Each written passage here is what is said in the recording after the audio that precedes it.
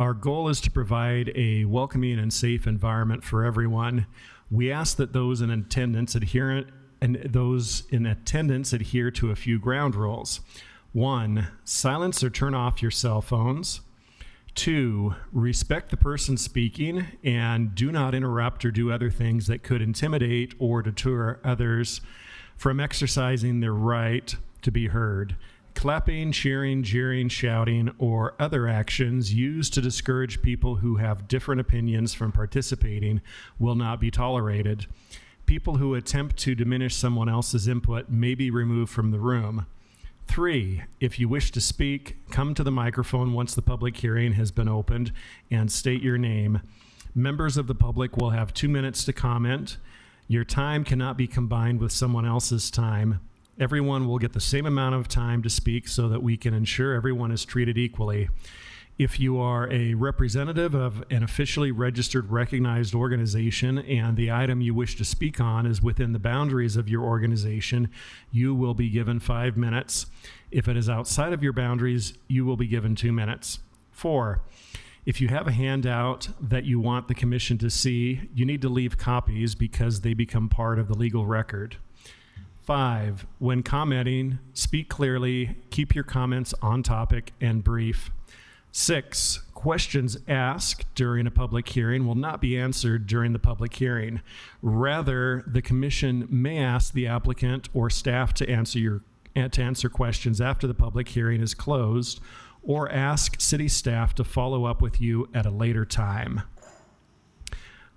Let's go ahead and get started.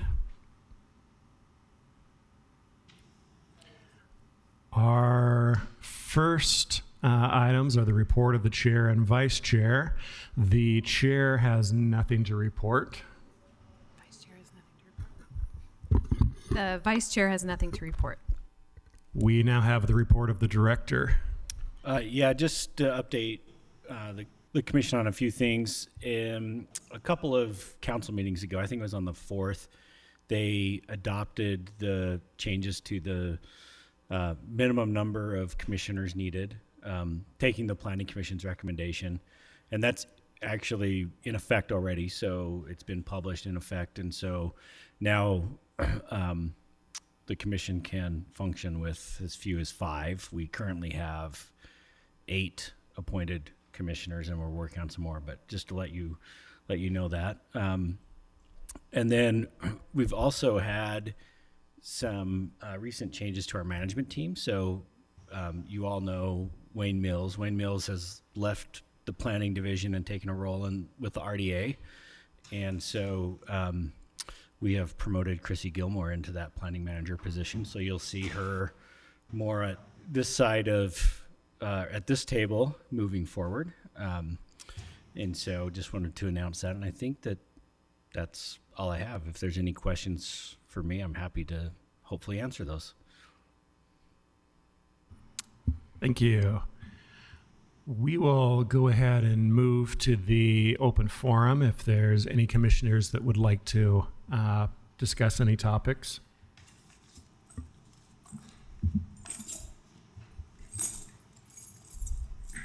Just super fast, Nick. In regards to the minimum 5, I would like to at some point discuss the way that 5 is distributed. It says that it's on. Yeah. I am just wondering if at some point we can discuss the way that 5 is distributed. I wouldn't want to have like West Side representation drop off and then have all of the representation on the East Bench or something like that. So at some point, I know this is a big meeting, but I just want to put that idea out and talk about it. That's part of the screening process, is to make sure that we have geographic representation so that we, at the very least, we have one person from every council district on the commission. Yeah, but wouldn't that mean that there would be 7? That would mean there would be 7 positions. Right. So then if there were 2 positions missing, they could be the 2 districts on the west side with a minimum of 5. Not that that's going to happen. I'm just trying to have that conversation at some point. Yeah, and if that were the case, then our priority would be finding commissioners from those 2 West Side districts. Cool. Is the intention then to keep the members, the number up to what we have right now? Ideally, we want to keep as full as possible. Okay. That's not always our call, right? That's really up to the mayor and the city council, but we will be continually, we have openings. We're going to be screening people who have applied to be on the commission and forwarding names to the mayor and then hopefully onto the city council for appointment.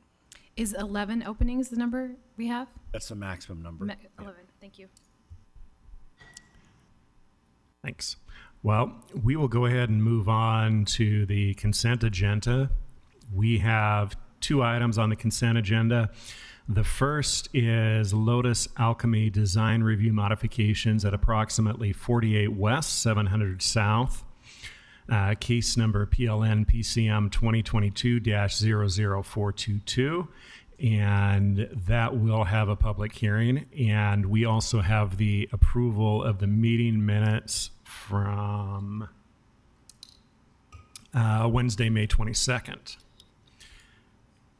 And we will go ahead and open up the public hearing on the Lotus Alchemy Design Review Modifications at approximately 48 West, 700 South. So if there is anyone present who would like to speak on that item, go ahead and approach the microphone. Have you received any emails on that? We will go ahead and close the public hearing on that item. And we will come back to the Planning Commission for a motion or discussion on the consent agenda items.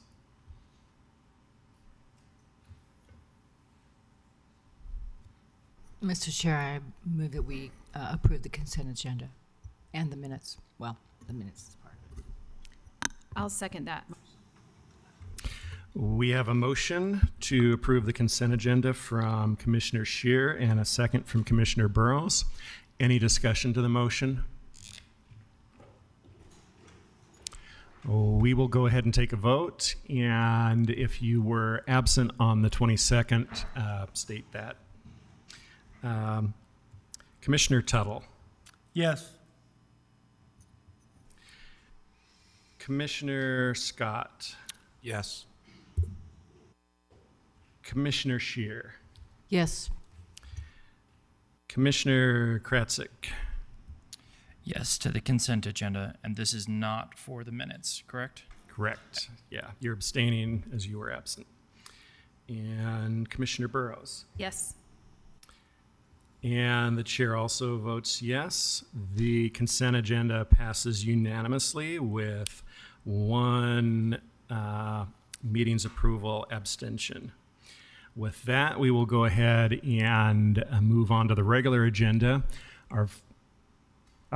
We are having some technical difficulties with our new display system, and we're going to take just a minute and see if we can get that resolved.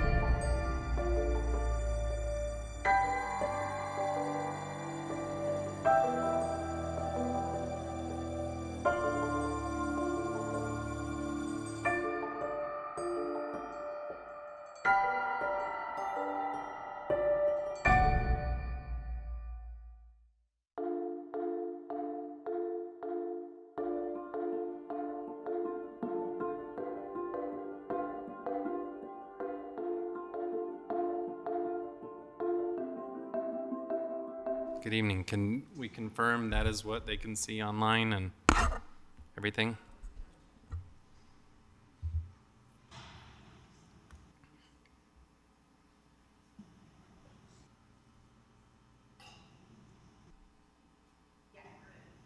Okay. Now we can move on to the regular agenda. Continuation of preliminary subdivision and planned development for Carrigan View Phase 2 at approximately 1820 and 1822 South Lakeline Drive and 1937 and 1939 South Scenic Drive. Case numbers PLN PCM 2023-00890 and PLN SUB 2024-00219. And our planner is Eric Dems. Thank you. So as was mentioned, this is a continuation of an item, plan development and preliminary subdivision that was presented last month and was voted to be continued to tonight. The request is two-part. The plan development includes for a three-lot residential development to front a private rather than public street.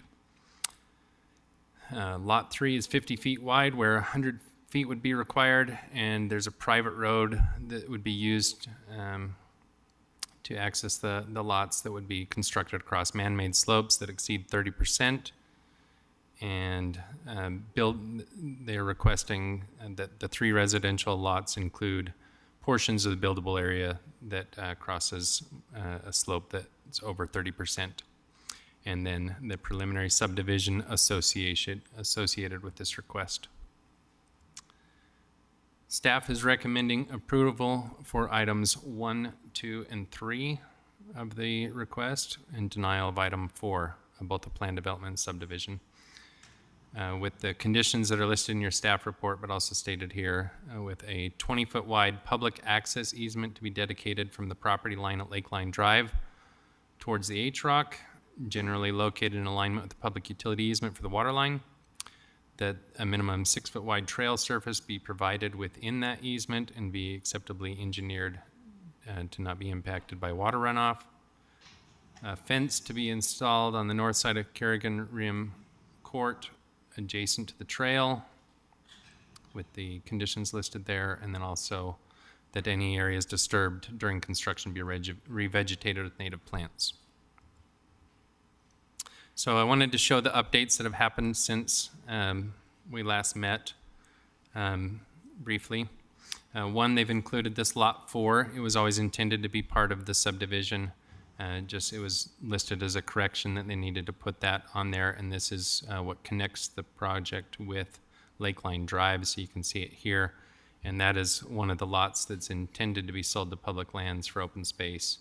And that lot also contains a protection strip to make sure that development didn't block the front without allowing access to the rear portions of this property. And by including it in the subdivision, that would be eliminated. Next is upon request of the planning staff, they've revised the buildable areas to include this area circled in red generally, which is the area that they envisioned for the driveways. We asked them to include this to maximize the developable area if other designs were pursued in the future.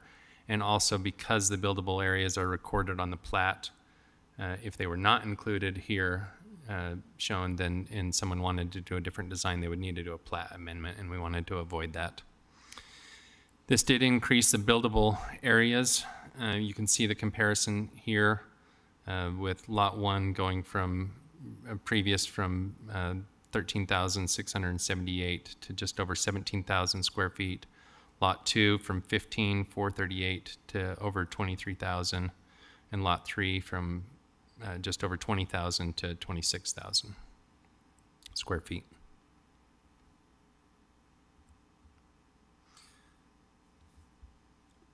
They also provided additional information and analysis for us on the steep slope areas, which are the areas circled here in blue where they're asking for the exception to be able to build into slopes greater than 30%. We asked them for the area and the slope, and so of each of those, the maximum slope. So for lot 1, it's just over 390 square feet, just barely exceeds the 30%. Lot 2 is about 3,700 square feet, and that has a maximum slope of 36%. Lot 3 is just under 4,000 square feet in the steep slope area with a maximum slope of 44%. The slope profiles have been provided in your staff report and are also shown here for each of the individual lots to be able to see kind of how that goes and where they start to exceed the 30% slope maximums.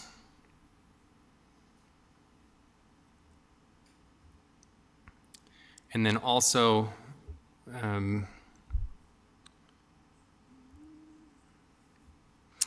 the Planning Commission had previously brought up a concern with, basically asking what would happen if the sale did not happen with public lands. And so the compromise on that was that a 20-foot wide public access easement would be recorded, largely in line with where they anticipated the trail to begin with. If the sale of the land went through for public lands, it would kind of be redundant, but regardless, this could still happen if that didn't go through. And they did provide a new cross-section for the trail as well that's shown here and has been shown to be acceptable with the departments that so far have been able to look at it, but it still needs a final review. But this proposes the trail adjacent to the private road and then drainage ditch uphill of it.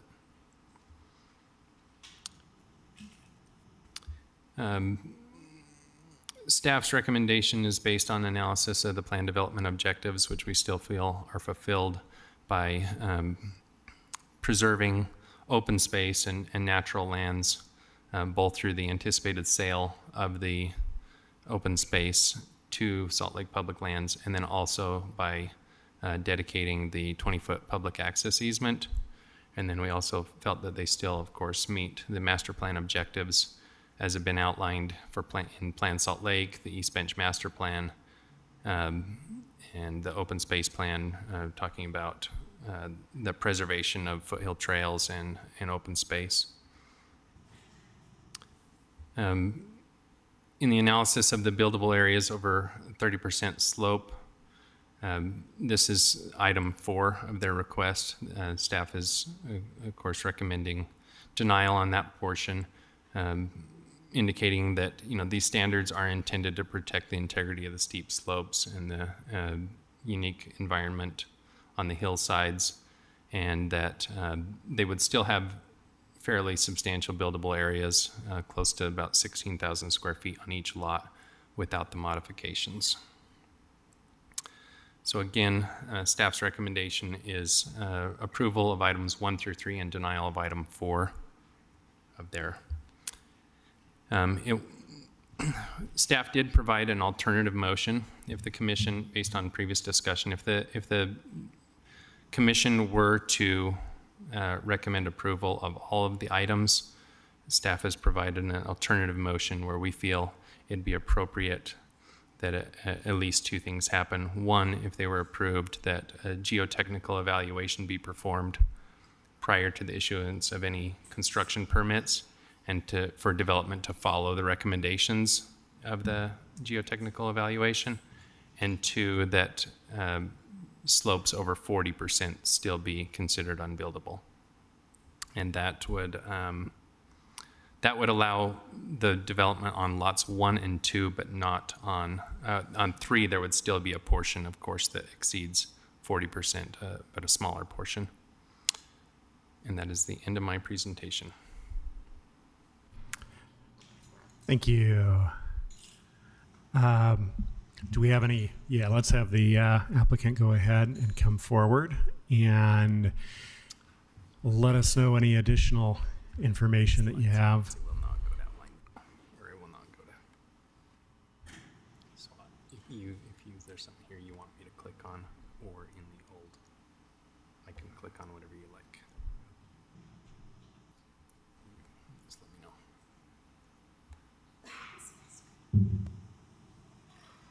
Want that one? Yeah. That might not be on. Perfect. Well, thank you, and it's good to see you all again. Thank you to the planning staff for getting us back on the agenda so quickly.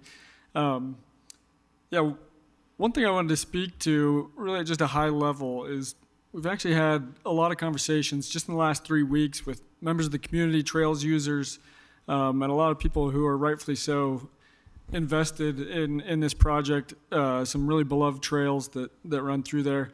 And as I explained last time, my family's owned this property for a long time. We had a previous subdivision approval, residential subdivision approval on this property. And I just wanted to explain that there have been a few different iterations of this proposal, even the last few years. The first of which is when I kind of picked up the pieces. I think I mentioned my dad had received approval, but his health had declined.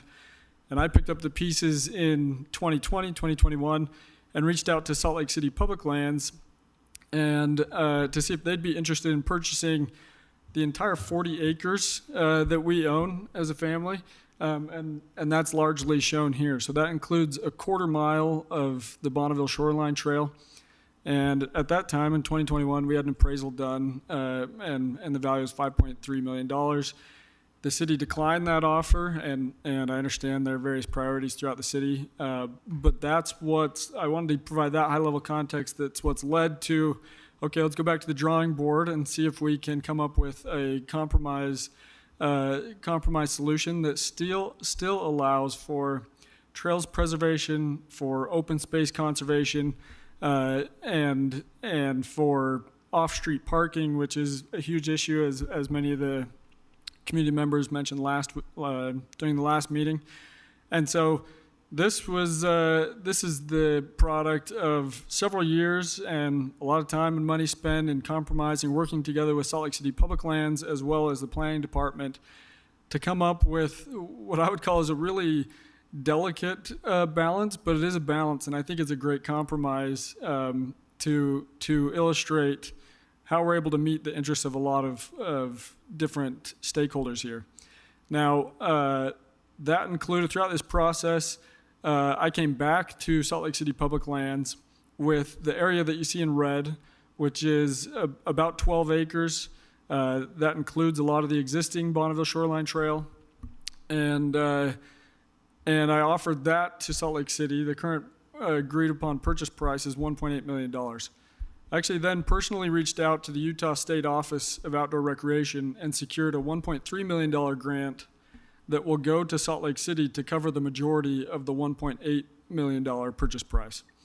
So this agreement's been in place for 18 months now. Obviously, land values change, and this is now turns out to be a great buy for Salt Lake City, with the majority of the bill footed by the state of Utah. So given kind of all the moving parts to this, I acknowledge the exceptions here are important, but really what this is about is more, does this proposal as it's here, does that work as a cohesive plan to meet the needs of various stakeholders? Eric mentioned the 30-degree slope exception that we're requesting.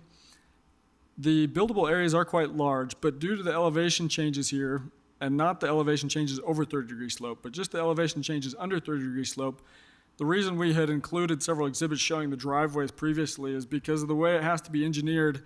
There's just a lot of that buildable area taken up by retaining walls and driveways getting down to the buildable areas. So yeah, that'd be great. So if you don't mind going to this one, Eric, to show these slope profiles.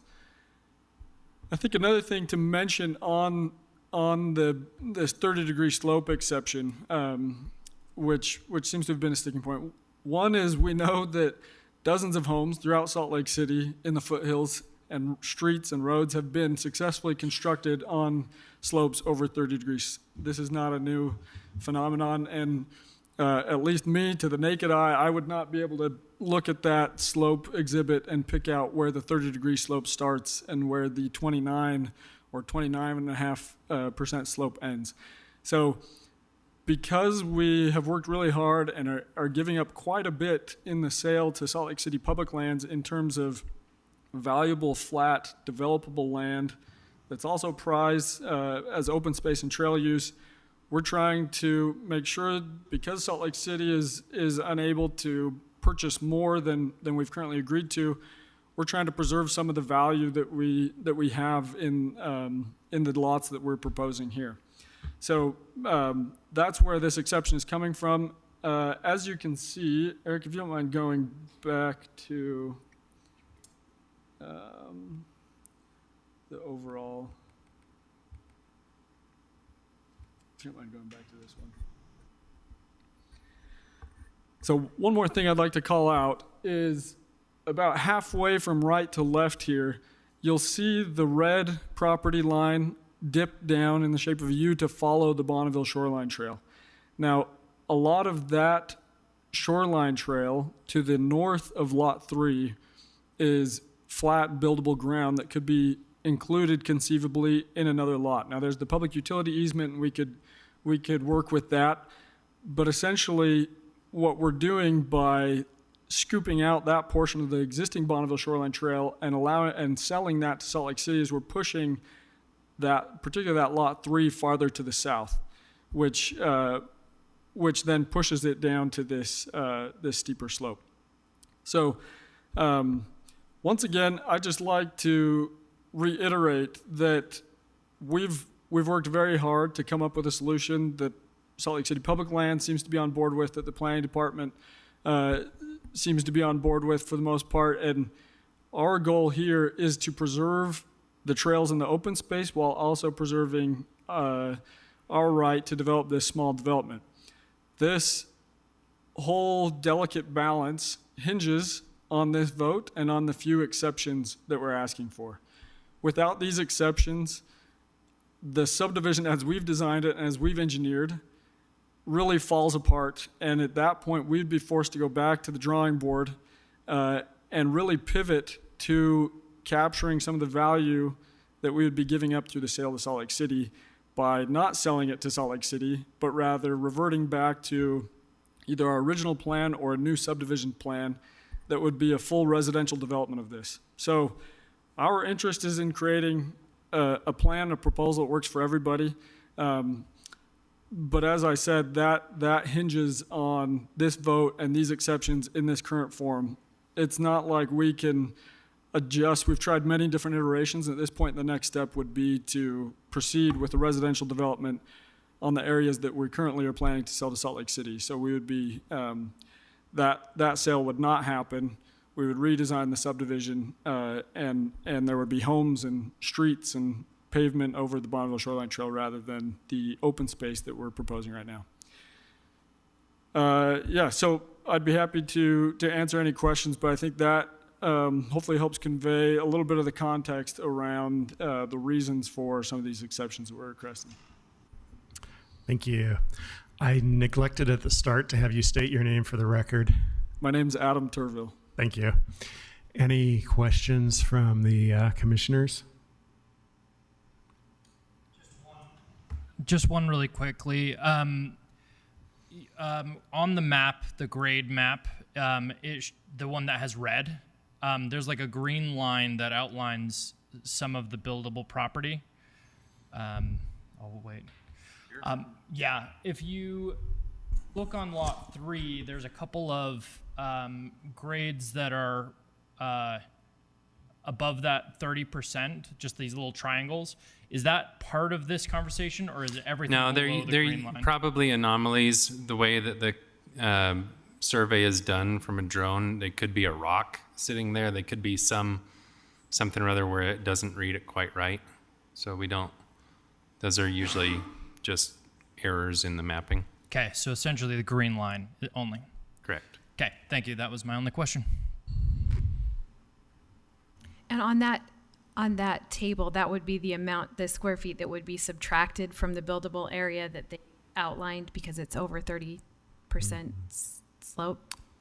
It,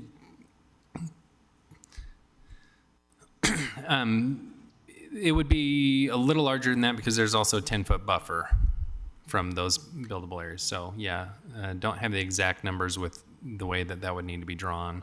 So lot one would Exactly. be, But, and that's why they're indicated as they would be approximately, they're in the staff report is they're all around 16,000, 17,000 is what all three of them would end up being. thank you. But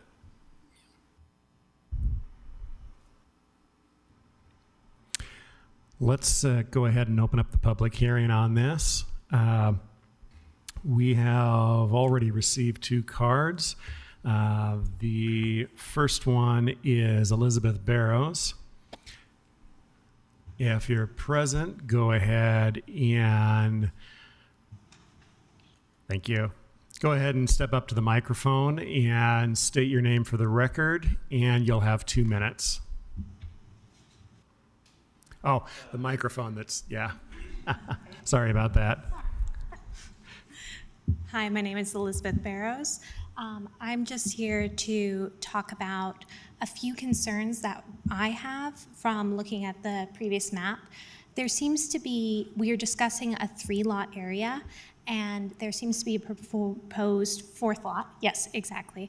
And I'm interested and concerned as to what that would be used. That would be going straight up to the current homes that are already there, the Reimers home and, the other one.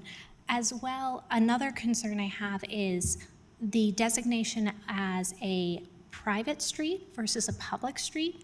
It was, when the developer was discussing, he was saying that this would provide, or his proposal would provide off-street parking, but the cul-de-sac, is he qualifying because it's a private street, it would be off-street?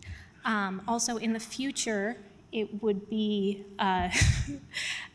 would there be a guarantee that that would be maintained appropriately by the private homeowners and the HOA? Because those types of things sometimes get bumped back to the city and becomes a city problem because it was not originally designed as a city project. And why maybe just currently there's long driveways, and a driveway could easily access those points from the current cul-de-sac. And although I am personally very excited that the easement is going to be put into stone, since that was proposed in, I believe, the early 2000s, and protecting the public lands. So I'm just happy to hear that we are going ahead with that. Thank you. Thank you. We have Andrea Burrows next.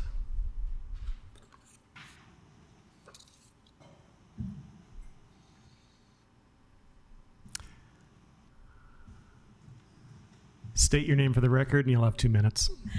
Andrea Barrows. I live on Lake Line. I also own a parcel, 1 acre, that is over 30% grade, and I can't build on it, and I'm fine with that. I used to be on the Planning Commission. In fact, when the Turville proposal came through in 2000, I was in your place. Used to be chair of the neighborhood council. So there's a lot of history. I applaud the developers that you have come back from. I think there had been things at 38 properties and things like that. So 4 lots is much more doable. However, you purchased the property knowing the public utility easement existed and the public enjoyment of a trail existed. And in 2000, when the properties were annexed, we were hoping to finally get this settled. This hillside, again, I applaud the developers to wrangle, I don't know how many other properties owners, and to coalesce the land, but it's been a process. I feel extremely strongly that Salt Lake City does not allow building over the 30% grade, albeit the rocks, right? I'm concerned about a private street. We've dealt with this where it's only 3 houses that's actually going to be on the private street. Why not a private driveway? This particular developer actually presented to us 2 houses on a shared driveway. Why not 3? He's already spoken of the fact that much of his concerns has to do with this circuitous how to get to the houses. Guess what? We could sit there and alleviate that because they all share that. Those properties have incredible large amounts of buildable land. If we were to, and this is a great example, I'm still not sure what's happening with this parcel. The little triangle. That little triangle, if we wound up making that the trailhead, the public access, reconfiguring the existing cul-de-sac, the property owners who have actually had to deal with the trail, and then you could actually, maybe the city would even be willing to donate some of that property to the developer, and he gets lot 4, is a bigger lot. Thank you for your time. Thanks. We also have Cindy Cromer. State your name for the record, and you'll have 2 minutes. My name is still Cindy Cromer, and this is a late-breaking addition, but I want to assure you that the 30% slope has been a guideline for over 30 years. I would say back to the late 80s or 90s, and I'm channeling Doug Wheelwright, former deputy director of the planning division, who was adamant about the 30% slope. And so I see this as a matter of equity. We have been operating with a 30% slope for decades, certainly going back to my time on this commission. And I don't want to see that traded away in some kind of bargaining because I don't think it's fair. Thanks. Thank you. We also have 2 cards that there was no item number specified on there. We have Barbara Scrowcroft and Julia Peelant.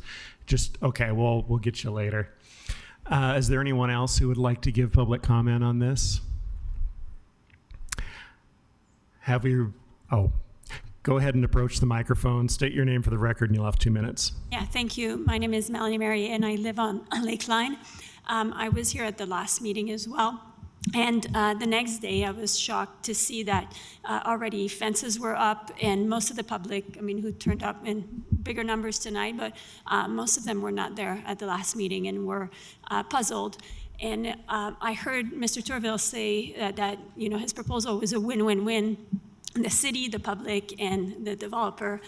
But that's not what I saw because there was nothing happening for several weeks, just that the public no longer had access and had to, not sure who, but eventually tear down the barricades and continue with their access. So the intent I'm questioning here, and I just want to make sure that things are put in place so that there is a timeline that's being put in place for the public access to be restored or maintained during the development. Thank you. Thank you. Is there anyone else who would like to give public comment? Go ahead. State your name for the record, and you'll have 2 minutes. Homer Smith. I live on Scenic Circle. We built our house in 2000, year 2000. We moved in. When we built our house, we met all the required restrictions for building in that area, and I encourage that that be considered with this project as well. Another question I had was, I've heard both 30 degrees and 30% numbers talked about here. Can we clarify what exactly this is? I understand it's a 30% grade, right? Which Yeah. would be different than 30-degree grade, as I understand. We'll have staff address that. Pardon? We will have staff address that after the public hearing. Okay, thank you. Thank you. State your name for the record, and you'll have 2 minutes. Nelson War. Yeah, as avid hikers, my family and I love the Bonneville Shoreline Trail. It's a great place to go and recreate. And so I definitely want to see that open space preserved. At the same time, I feel for Mr. Tourville and his family. They've been paying property taxes on this land for quite some time now, and have graciously allowed us to, hike across their property without an easement. So I think there needs to be some wiggle room in some of these exceptions of, to have all parties kind of be pleased with an outcome requires some, I think, reasonable exceptions to be made. And granting the slope exception, I think is quite reasonable, given that the value of the land would be based on a years old appraisal that would definitely be higher at this time. So as a hiker, I want to see it preserved, but also as a citizen that owns land as well, I see his need as well. So thank you. Thank you. State your name for the record, and you'll have 2 minutes. Thank you. I'm Tim Chambliss. I served on the Planning Commission 9 years, the Board of Adjustment for 11 and a half years. I live at 1977 Scenic Drive since 1985. Question and one. The observation is on Scenic Circle, the 4-house cul-de-sac that was created after a vote in 1992. There's one residence has a very long uphill driveway. And I wonder if that could meet the concern of a private access rather than a public street as a precedent in that various area, given the topography of the area. Okay. The other is in 2007, the Planning Commission and the City Council approved the H-Rock Preserve area. Would this proposal intrude, even violate that agreement by the city? We will ask staff that question after the public hearing. Okay, because it has been the precedent now for 17 years. Okay, thank you. Thank you. Oh, go ahead. State your name for the record, and you'll have 2 minutes. Riley Rogers. I live on 1835 Broadmoor Street, just below the H-Rock.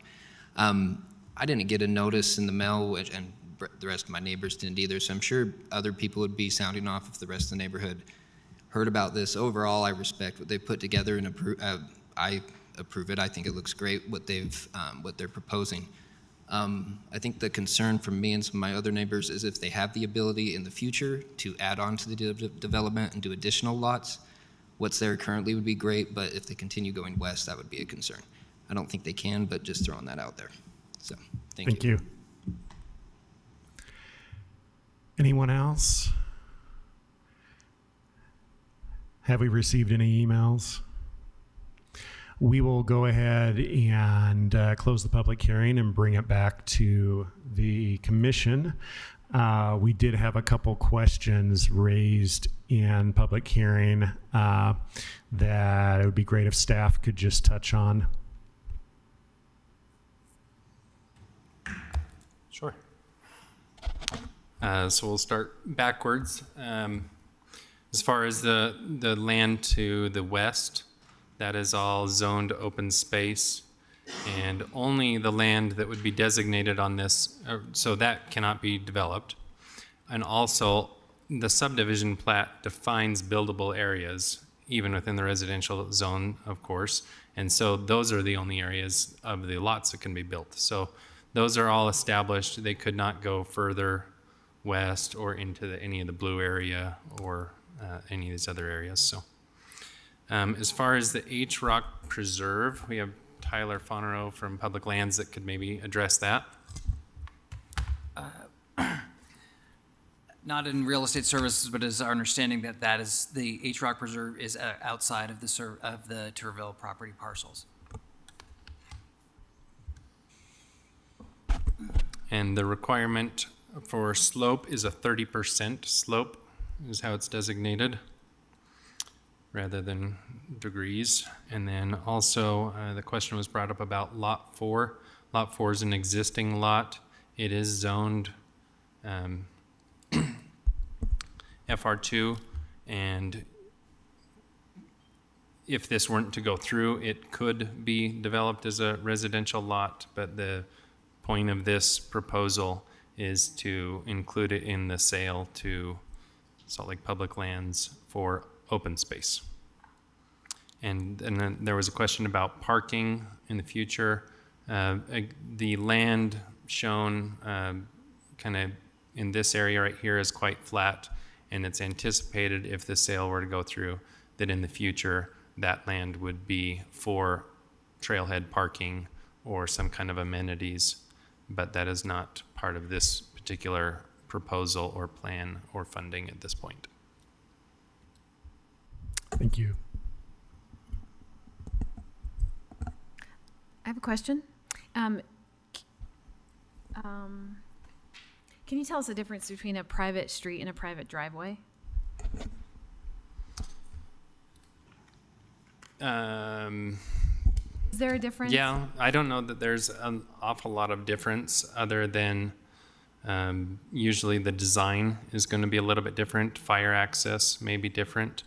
And so with this being a private street, it has the turnaround area for fire access and things like that versus a private driveway. I think that that's the primary differentiation on those. And the reason why we're discussing that is because lot 1, 2, and 3, none of those right now front on a public street, so they can't be developed right now. Correct. And so this would create a public street, and then the plan development says, okay, because all lots are to face a front on a public street, and the plan development allows that to be changed to they could front on a private street. Okay. And then also it's my understanding that this area can't be developed until the utility easement is turned into a public access easement. Is that true? No, that's not So true. that would deal more with the preservation of the trail. There's a public utility easement, largely shown same place here in green, right? That is in place, has been in place for quite some time, but it's only for public utilities. It's for the water line. And so there is no current public access that would be the trail easement. Is public access required in order to do any subdivision of this lot? No, that's the condition we're asking for, and the applicant has agreed to, is this 20% or this 20-foot public access. So it is a possibility that the owner of this property could just fence off both sides of the edge of their property and there is no public access. That's probably gets into a little bit bigger question of annexation agreements, other prescriptive easements, things like that. But as far as this body's concerned, yes, that would be able to, it is private land, and there is not currently an easement recorded. Mr. Chair, can I add some context to that? Go ahead. So earlier this year, the council adopted a new subdivision code, and within that code, there's a requirement for any dedication of a public trail or trailhead that is identified in an adopted master plan. And at the trailhead, there is a trailhead in the East Bench master plan and the Arcadia Heights plan that was adopted decades ago that shows a trailhead at that location. So because our subdivision code would require that, any application that came in after that subdivision code was adopted, which was January of this year, would have to abide by that. This particular application that you're looking at right now was submitted prior to that being adopted. So, Thank you.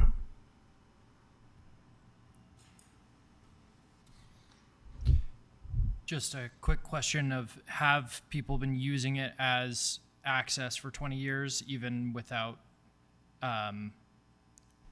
permission? Do you happen to know? You might not know, and that's fine. But I mean, people have been using it for a long, long time, but I don't know that I can officially comment on that. The Bonneville Shoreline Trail began in mid-90s, 94, 95, but it has been used, and this is what Eric referred to as a potential for prescriptive or annexation easement. So it has been being used for over 25 years. sorry, For 25 years. 25. Okay. So it would be like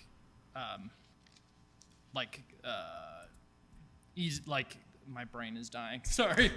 The easement. What is it called? You have the right to use Prescriptive? the space when you have what? Prescriptive? Yeah, prescriptive. I'm so sorry. So prescriptive easement may apply. I mean, it's going to be better to get like written easement, but a prescriptive easement may apply legally if it came to that. Yeah. Yeah. I mean, actually, that's not even a question for you. That's a question for everyone. Prescriptive easement would apply here, so the public would have the right legally, and there would be I mean, we would need to work that out. So a prescriptive easement is not something that the planning commission or even city staff can determine. That's the legal issue. So I would avoid having that conversation. Mr. Chair, I would, as a normal process, is you give the applicant a chance to respond to public comment. So I just wanted to remind you of that. Gotcha. Yeah, let's go ahead and have the applicant come forward and respond.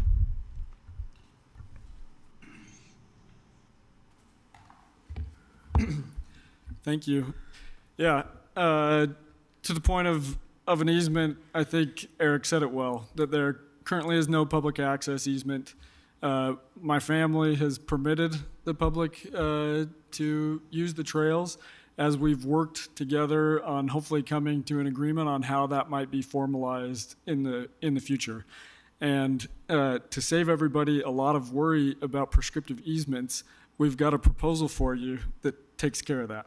Yeah. So that's really our goal with this, is to untangle some of those issues. I should also mention to the East Bench Preserve, in the past few weeks in particular, we've had dozens, maybe hundreds of conversations with confused trails users who come to the site and they actually see Salt Lake City public land sign on our property that says East Bench Preserve.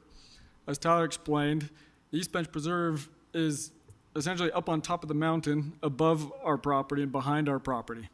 And so I don't blame the public for being confused about that, but it does not entail any of this property. So we want to ensure public access in a way that makes sense and that is orderly and untangled from what frankly has been a somewhat ambiguous history with this property.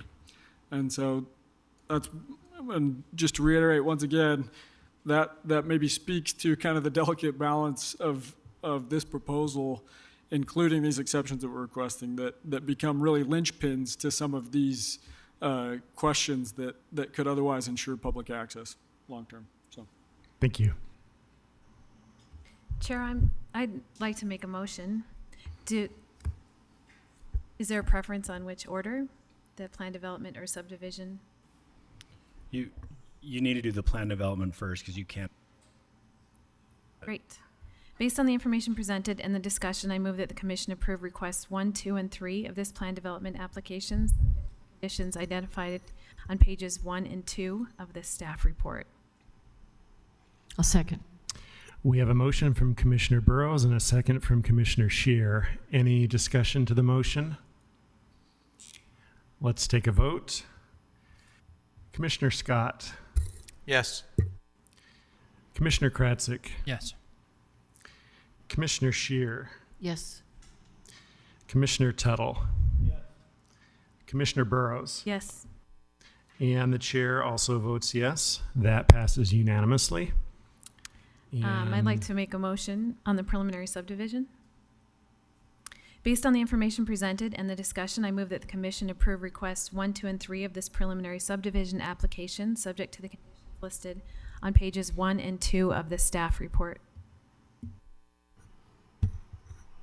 Second. We have a motion from Commissioner Burrows and a second from Commissioner Kratzik. Any discussion to the motion? We'll take a vote. Commissioner Scheer. Yes. Commissioner Burrows. Yes. Commissioner Tuttle. yes. Commissioner Scott. Yes. Commissioner Kratzik. Yes. And the chair also votes yes. That also passes unanimously. And we will go ahead and move to item number 2 on the regular agenda. Plan development and design review for Malair Lane townhomes at approximately 1012 West, 200 South.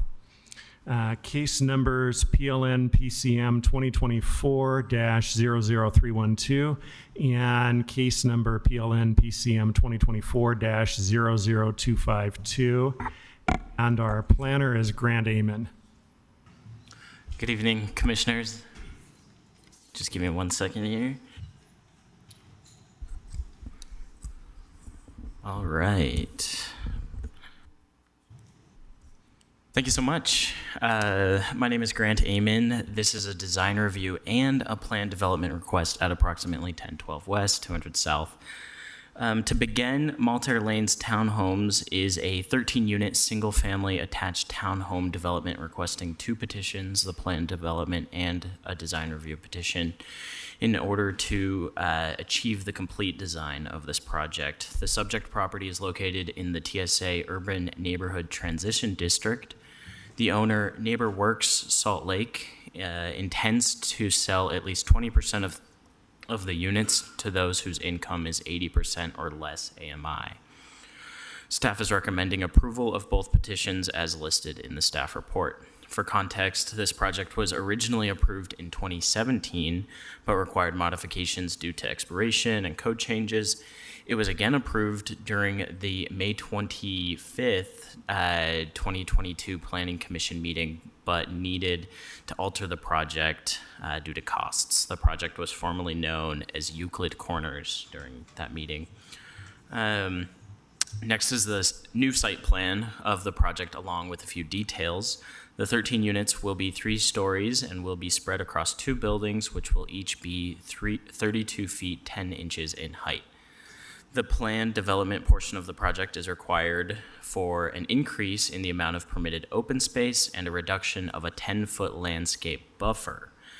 And the design review approval is required for a reduction in ground floor glass and a reduction in the side yard setback adjacent to an RMF 35 zone from 32 feet to 12 feet. The subject property is approximately 0.53 acres and is undeveloped. Each unit has 1.62 designated parking stalls for a total of 21 stalls. Next are some site photos that show the existing vacant lot and the existing alleyway there on the right that runs east to west on the north end of the property. And here are the elevation drawings of the proposed buildings as viewed from the north side on top and the south below. As all applicable standards of approval were reviewed, including the TSA UNT zoning district, TSA design standards, plan development, and design review. The project requires design review for 3 main requests. First, design review is required because the project did not obtain 125 TSA points, the threshold for administrative approval. Second is a request to reduce the required ground floor glass from 45% to 39% in the numbers that are shown here on the screen. Third, the project requests a reduction in the side yard setback adjacent to an RMF 35 zone from 32 to 12 feet as shown on this next slide. And you can see that here.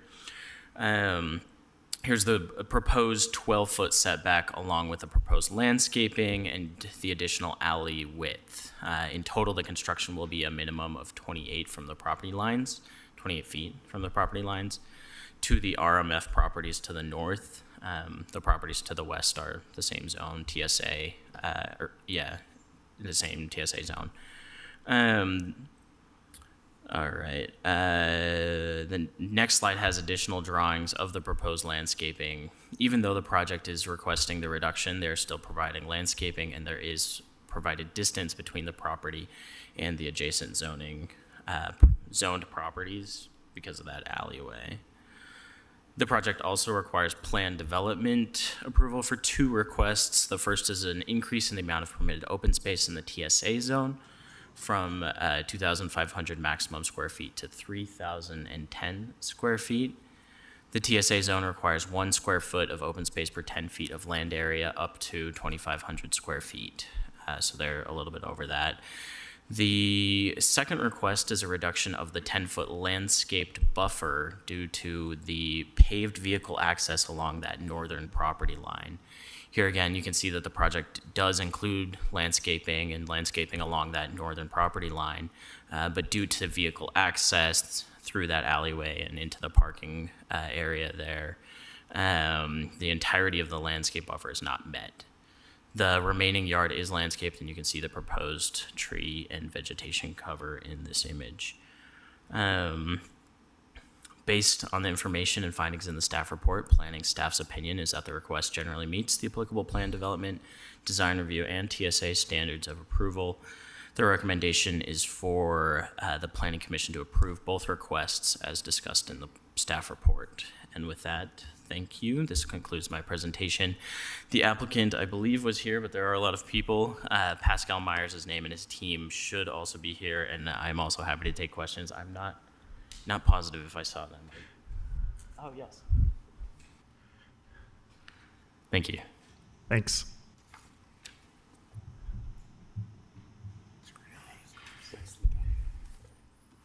And remember to state your names for the record. Yeah, good evening. My name is Pascal Meyer with Carpenter Stringham Architects, representing the owner. And I'm David Foster with NeighborWorks. Thank you. Grant did a wonderful job laying out the project. Appreciate his help and assistance throughout this process. And I think the proposal's pretty straightforward. I mean, we're just trying to align with NeighborWorks' vision here of providing as much housing as we can and make it as affordable as possible. And that's what brings us here, requesting some reductions and with regards to the zoning ordinance that will allow us another unit, and then foregoing some amenities in the TSA zone that make these units a little more affordable. Happy to address or answer any questions you might have. Thank you. Any questions from the commission? Is there a location on here for bike parking?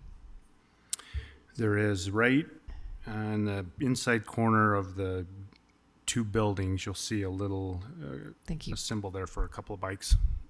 I think we have space for 5. As well as a seating area here on the opposite side. Sorry, the font's kind of small, you can't see that, but it does say bike parking right there.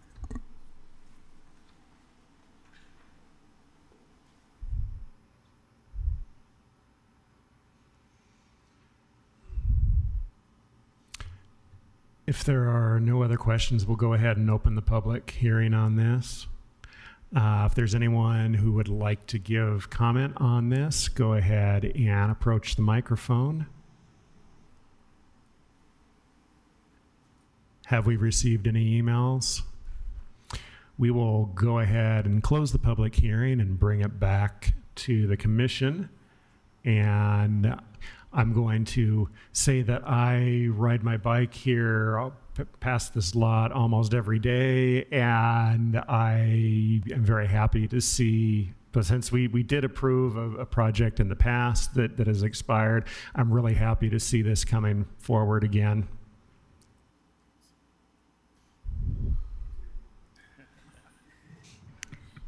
Chair, I'll make a motion if you're ready.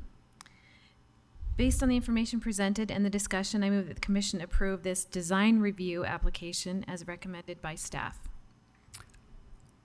I'll second. I'll second the motion. We have a motion from Commissioner Burrows, and we'll do the second from Commissioner Tuttle. Any discussion to the motion? Let's vote. Commissioner Scheer. Yes. Commissioner Kretzik. Yes. Commissioner Scott. Yes. Commissioner Tuttle. Yes. Commissioner Burrows. Yes. And the chair also votes yes. That motion passes unanimously. Chair, I'd like to make a motion for the plan development. Based on the information presented and discussion, I move that the commission approve this plan development application as recommended by staff. I'll second. We have a motion from Commissioner Burrows and a second from Commissioner Scheer. Any discussion to the motion? Let's take a vote. Commissioner Kretzik. Yes. Commissioner Scott. Yes. Commissioner Tuttle. Yes. Commissioner Scheer. Yes. Commissioner Burrows. Yes. And the chair also votes yes. That also passes unanimously. And with that, we will move on to item number 3. Thank you. Thank you so much. We appreciate your support. Thank you, guys. Thanks. Item number 3 is zoning text amendment for the creation of the North Point Light Industrial M1A zoning district. Case number PLN PCM 2024-00333, and our planner is Chrissy Gilmore.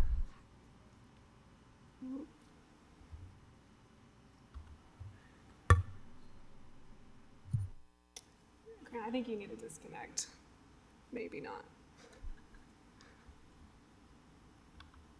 No. Wow, that's not something we've seen before. You pressed yours. There we go. Okay, there we go. Okay, thank you for having me. So this is a request for a zoning text amendment to create a new North Point Light Industrial, what we're calling the M1A zoning district. And I will say that you probably noticed in your public engagement comments that it was referred to as M3 in our initial outreach, and then we changed that to M1A for a couple of reasons, to hint at the fact that this is supposed to be an extra light industrial zone and that there was a previous M3 zone in the city, and we didn't want to have any confusion with that.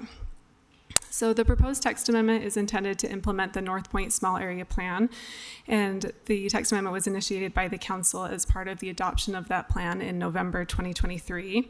And the intent of the new zone is to provide an environment for light industrial, office, and research uses while reducing the impact on adjacent residential and agricultural properties, as well as the environment.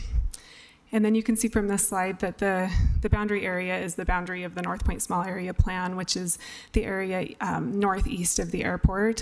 And it contains Salt Lake City property in the blue, and then there's Salt Lake County unincorporated property in the yellow. The city currently is going through an annexation petition that's underway. It's at the council right now to annex those properties in. So, as mentioned, the proposed zoning is a result of the North Point Small Area Plan, and so as such, this zone is appropriate in areas in the North Point Small Area Plan future land use map designated as light industrial, which is the gray, and then transitional area, which is, if you can see it, it's like the orange and gray hatching, which is really the area surrounding 2200 West. And then I did want to note that this is intended to be a voluntary zone. It's intended for property owners to opt in. So through this process, no properties will be automatically rezoned to this new zone. Okay, and so as far as the general development standards, most of these standards come from the small area plan, so you've probably seen them before when you reviewed the small area plan. So the lot size, there is a maximum lot size of 10 acres, although that can be modified, and I'll go over those modification stuff in a minute. The maximum height is 40 feet. And just for comparison, the maximum height in the M1 zone in this area would be 65 feet, although other M1 properties can go higher in certain situations. Then there is a maximum building size limit of 100,000 square feet. And the building height and the maximum building size are really intended to try and limit uses that would be overly impactful on the property owners that are currently out there, and then the environment. And then there's a front and corner yard setback of 20, an interior side and rear yard setback of 15. And then there is an additional setback. So new development must be 65 feet from principal residential structures on neighboring properties, and vehicle access ways or laneways must be set back 30 feet from principal residential structures on neighboring properties. And then landscaping, just generally the Salt Lake City's plant list would be appropriate, which is water-wise, and then there are noxious weed prevention measures in the plan. You might remember from the small area plan that it called to limit turf and not allow turf grass in this area, but that was handled through the landscape amendment, the landscape chapter amendment that was recently adopted by the council.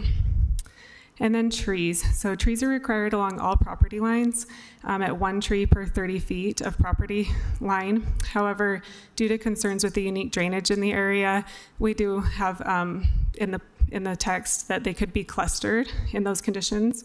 And then when abutting a residential use, the trees are increased from 1 per 30 feet to 1 per 15 feet of property line, and they must be placed every 15 feet. They cannot be clustered in that area adjacent to the resident and within 30 feet of that residential use. And then the Jordan River buffer. So the small area plan specifies a 300-foot buffer from the Jordan River, and then the resulting zoning code says that, or proposed zoning says that the first 100 feet is a strict no disturbance buffer, and no construction or development activities will be permitted in this area. However, the remaining 200 feet, so that area between 100 feet and 300 feet, is designated as a transitional buffer, and this allows the width to be reduced in some areas as long as a greater width buffer is provided elsewhere. So the modified buffer must maintain the total required buffer area foot for foot and must be contiguous with the non-disturbance buffer. And then the uses that would be allowed, we would be referring to our riparian corridor overlay. There's a table in there that goes over allowed uses in these areas, and it's very minimal. It's things like a trail, some maintenance of utilities if they go through there, but no buildings, no parking lots, or things like that. And then I did want to note while we're here that you probably also remember that the small area plan called for a wetland buffer. That is not included in this draft. That's going to be included in a later amendment of the riparian corridor overlay zone for a few reasons. That wetlands, there's just a lot more complicated to administer because there's state requirements, and the riparian corridor overlay was already set up to deal with this 100-foot buffer, and it just didn't translate as well to the wetland buffers. And then design standards. So the proposal proposes a 250 feet maximum building facade length along 2200 West. This can be modified, which I'll talk about in a moment. Blank walls, no more than 25 feet of blank walls on the ground floor. Building materials have been specified essentially to not contrast with the natural environment, and so it goes over specific materials that would be appropriate and materials that would not be appropriate. Roofs are to mitigate the heat island effect. Light reflective roofing material is proposed. And then glass, bird-safe glass treatment. So for any building elevation with more than 10% glass, a minimum of 90% of that glass must be treated with films or coatings that are considered bird-safe. And this means that, it's usually a hatching with like 2 inches wide by 4 inches tall. And then mirrored or highly reflective glass would be prohibited. And then dark sky lighting standards. So all lighting on the property must be shielded to direct light down and away from adjacent properties, and they can't have any up glare. And then the site cannot have the total site cannot exceed 100,000 lumens per net acre. And then there are also a couple other requirements in the actual code, but that's the high level. And then fencing guidelines. So fencing must be, to minimize impacts on wildlife, fencing must be visually open, designed with at least 50% of the fence open, and pointed extensions and hollow fence posts would be prohibited. And then stormwater management. So retention of the 80th percentile storm is required for all new development and redevelopment projects over 1 acre. And then detention must be provided to ensure stormwater discharge does not exceed 0.2 cubic feet per second per acre. I know, those are technical terms for me, but I think I got it. And then modification of standards. So like I mentioned before, a few standards can be modified. Any land used to propose to modify a standard would be required to have a restrictive covenant specifying that the land was voluntarily preserved to modify a zoning standard. And then any land used to modify one standard cannot be used again to modify another standard. The first one is maximum lot area. So approval for lots larger than 10 acres may be granted if buildings and structures are grouped on the site and a minimum of 20% of the lot area to be modified is designated as natural open space on the site. The second one is maximum building facade length. So that 250-foot maximum building facade length on 2200 West can be increased if more natural space, open space is provided on the site. The ratio is 20 feet per 5% of total site dedicated as natural open space. And then the maximum building footprint. So the maximum building footprint of a new building, which is limited at 100,000 square feet, can be increased if they comply with one or more of the options in the table. There is a limit to no more than 100,000 extra square feet of footprint would be permitted. And then you can see in this table, I don't need to go in details on each one, but it includes like electric vehicle parking. 30% of the roof area would be devoted to either solar panels or a vegetated roof, natural open space designation, privately owned public pathways or trails, full stormwater retention and detention, and then an all-electric property. And then land uses.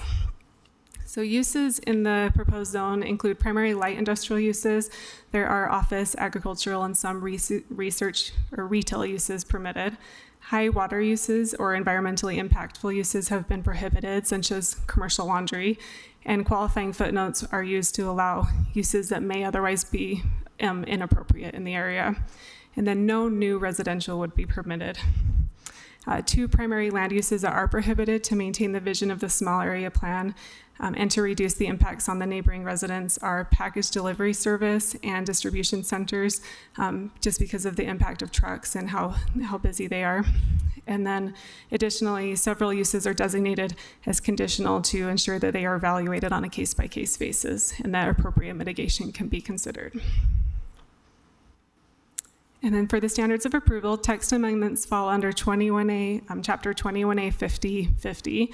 And this process looks at master plan compatibility, best practices in planning, and potential impacts of the request.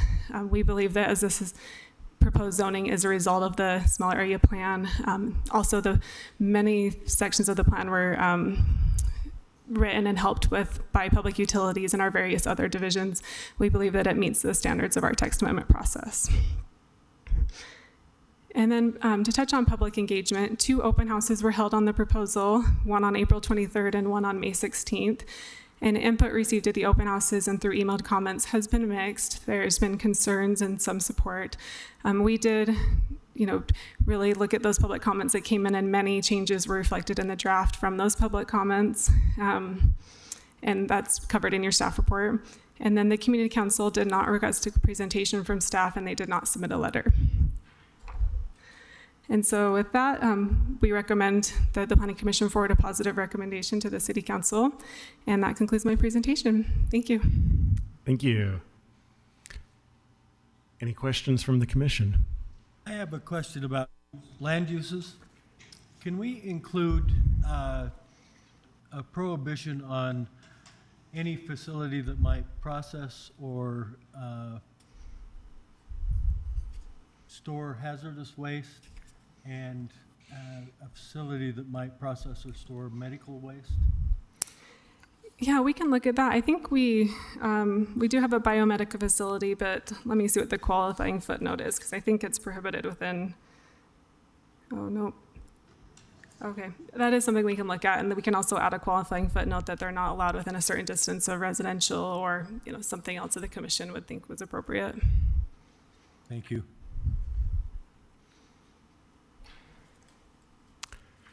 Let's go ahead and open up the public comment on this. If there's, we do have one card from Cindy Cromer.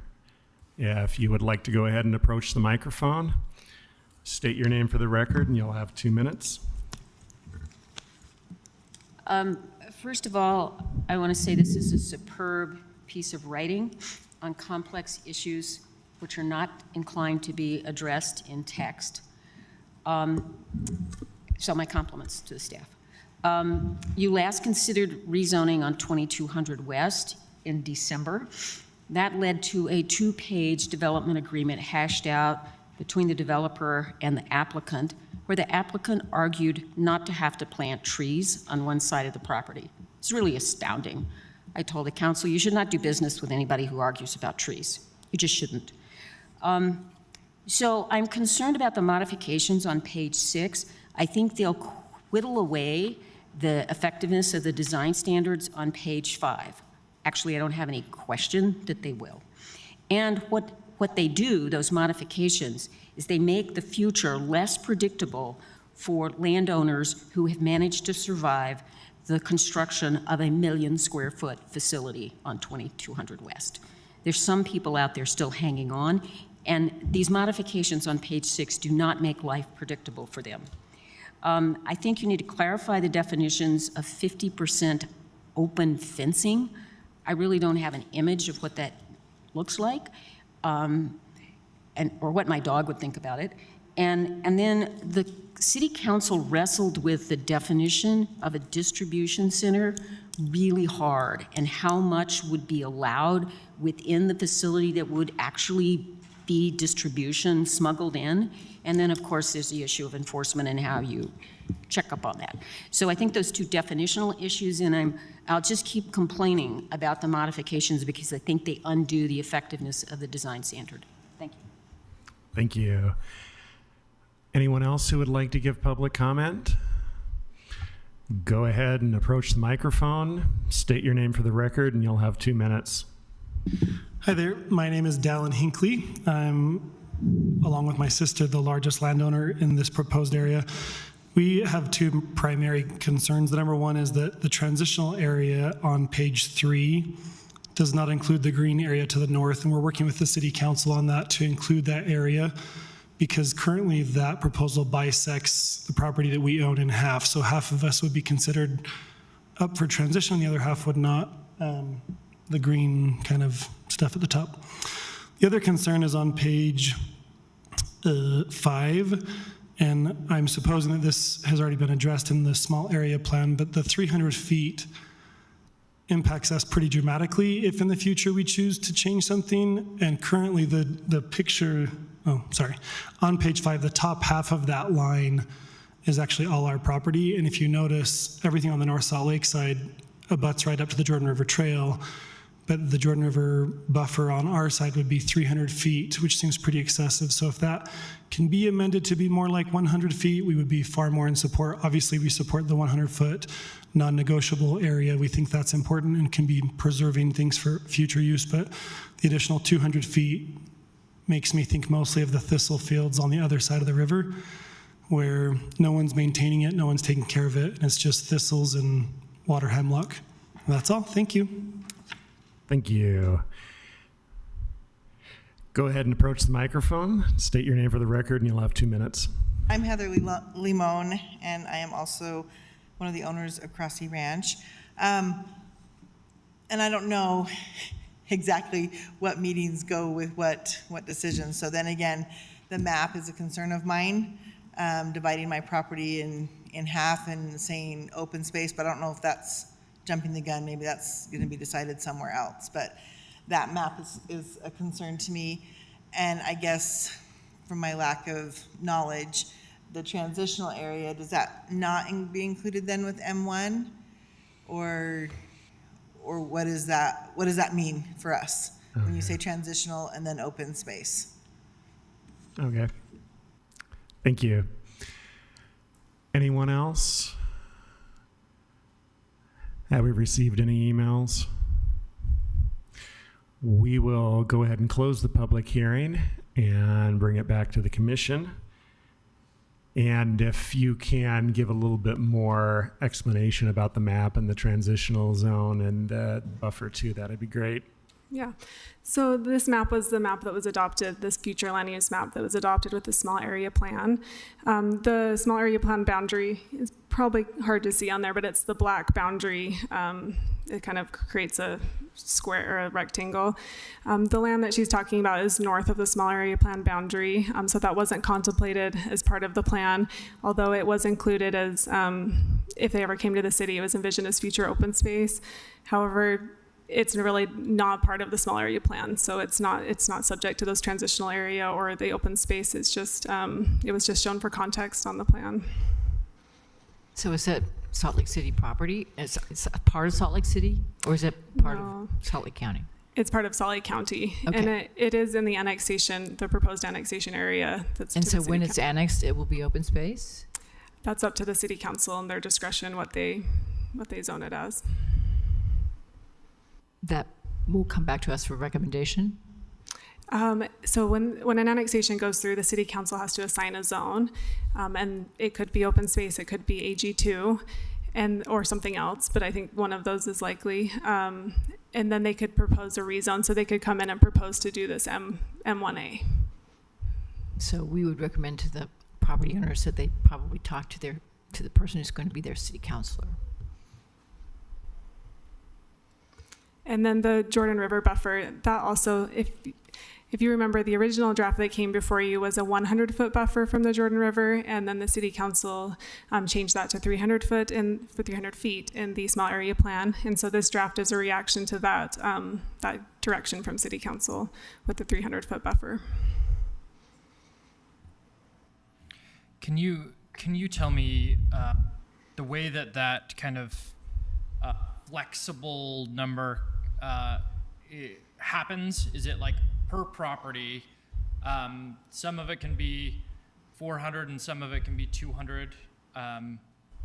You've got on page 5 where it can kind of, as long as it averages out to be 300 square feet. Tell me how that averaging happens. Is it per property or per area, or how does it go? Yeah, it's per development site. And so the code defines development site as properties that are intended to be developed at the same time under the same ownership, although it can be multiple lots or parcels. So they would essentially submit a development plan, and it would be reviewed to ensure that square footage matches. It also has to go through our zoning administrator for that extra review to make sure that they're meeting that foot for foot requirement.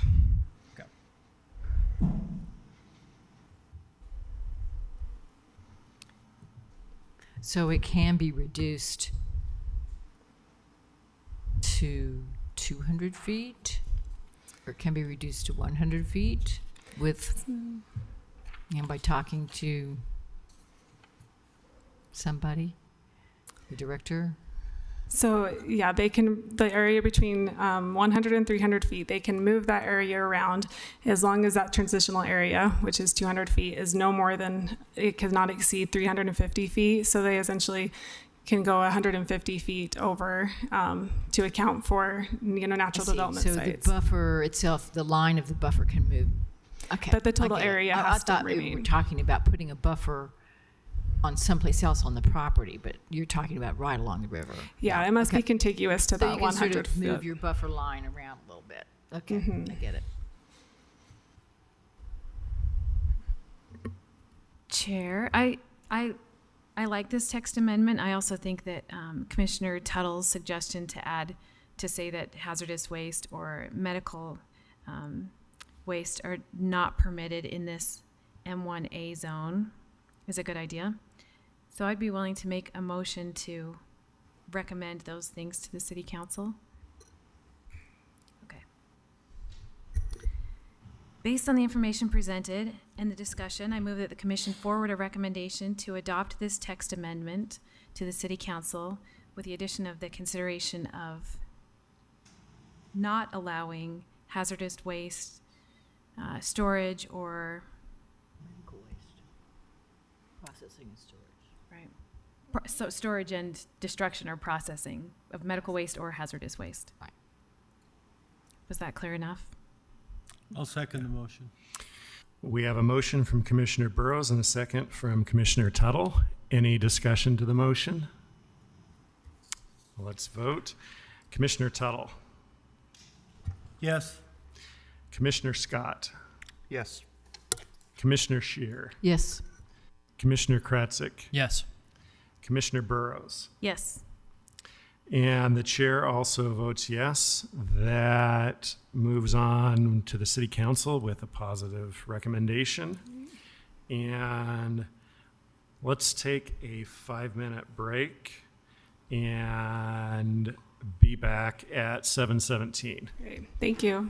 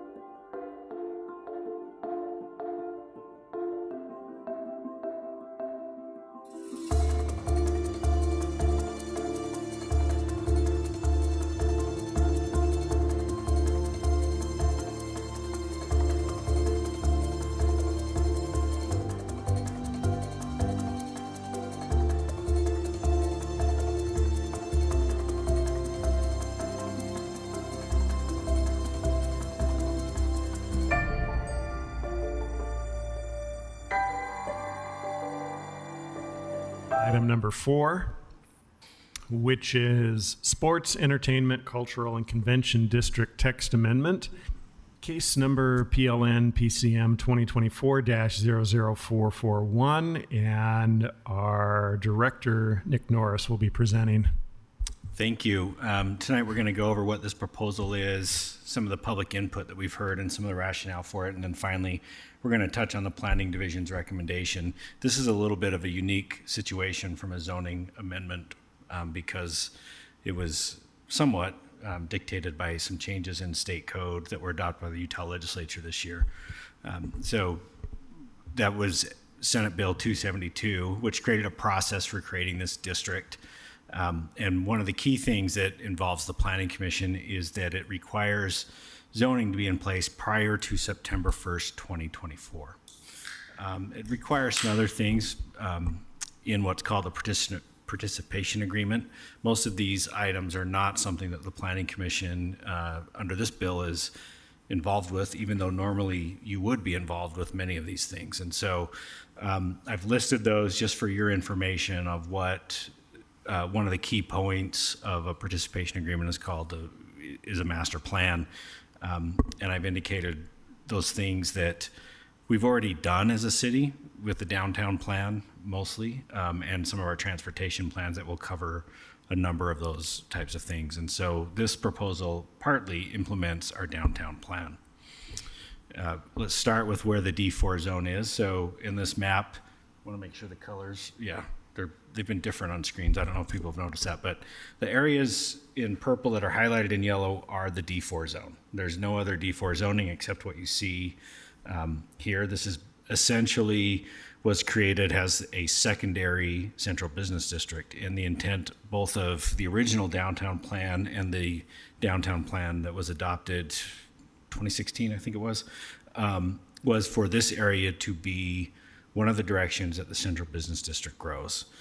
I included in this slide some information about the D1 zone. That is the central business district zone, because, like I said, the D4 zone has been intended to accommodate the future growth of the central business district. So you can get some ideas about where it is located. So on these maps, it might be fairly hard to see. Luckily, looks like we got some shorting out there.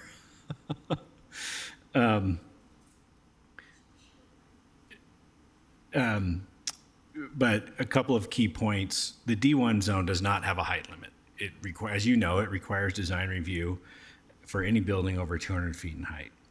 And the D1 zone is mostly east of West Temple, but it does extend to 300 West along South Temple on both sides of the streets, and then to 200 West further south.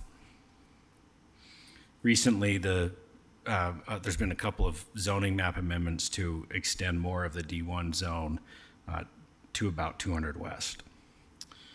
The D4 zone also has some different height allowances in it. So this map shows where in this general area different heights can go.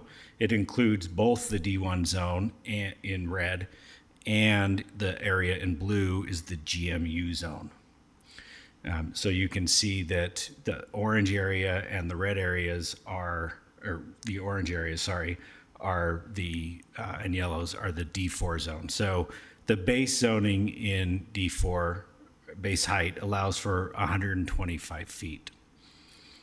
Design review is required for anything above 75 feet. In yellow, which is where the eastern half, or more than half, eastern 2/3, I guess, of the Salt Palace, and then one corner of Block 67, where the former post office used to be, allows buildings up to 375 feet in height.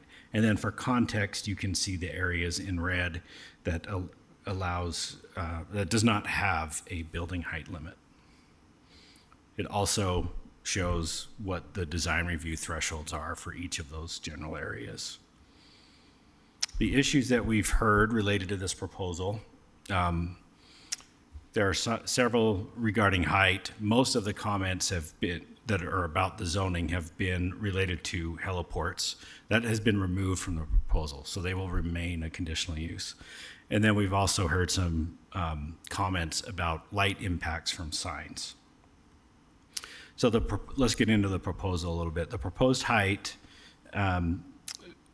would be, the initial proposal was to match the D1 with the exception of having a lower design review.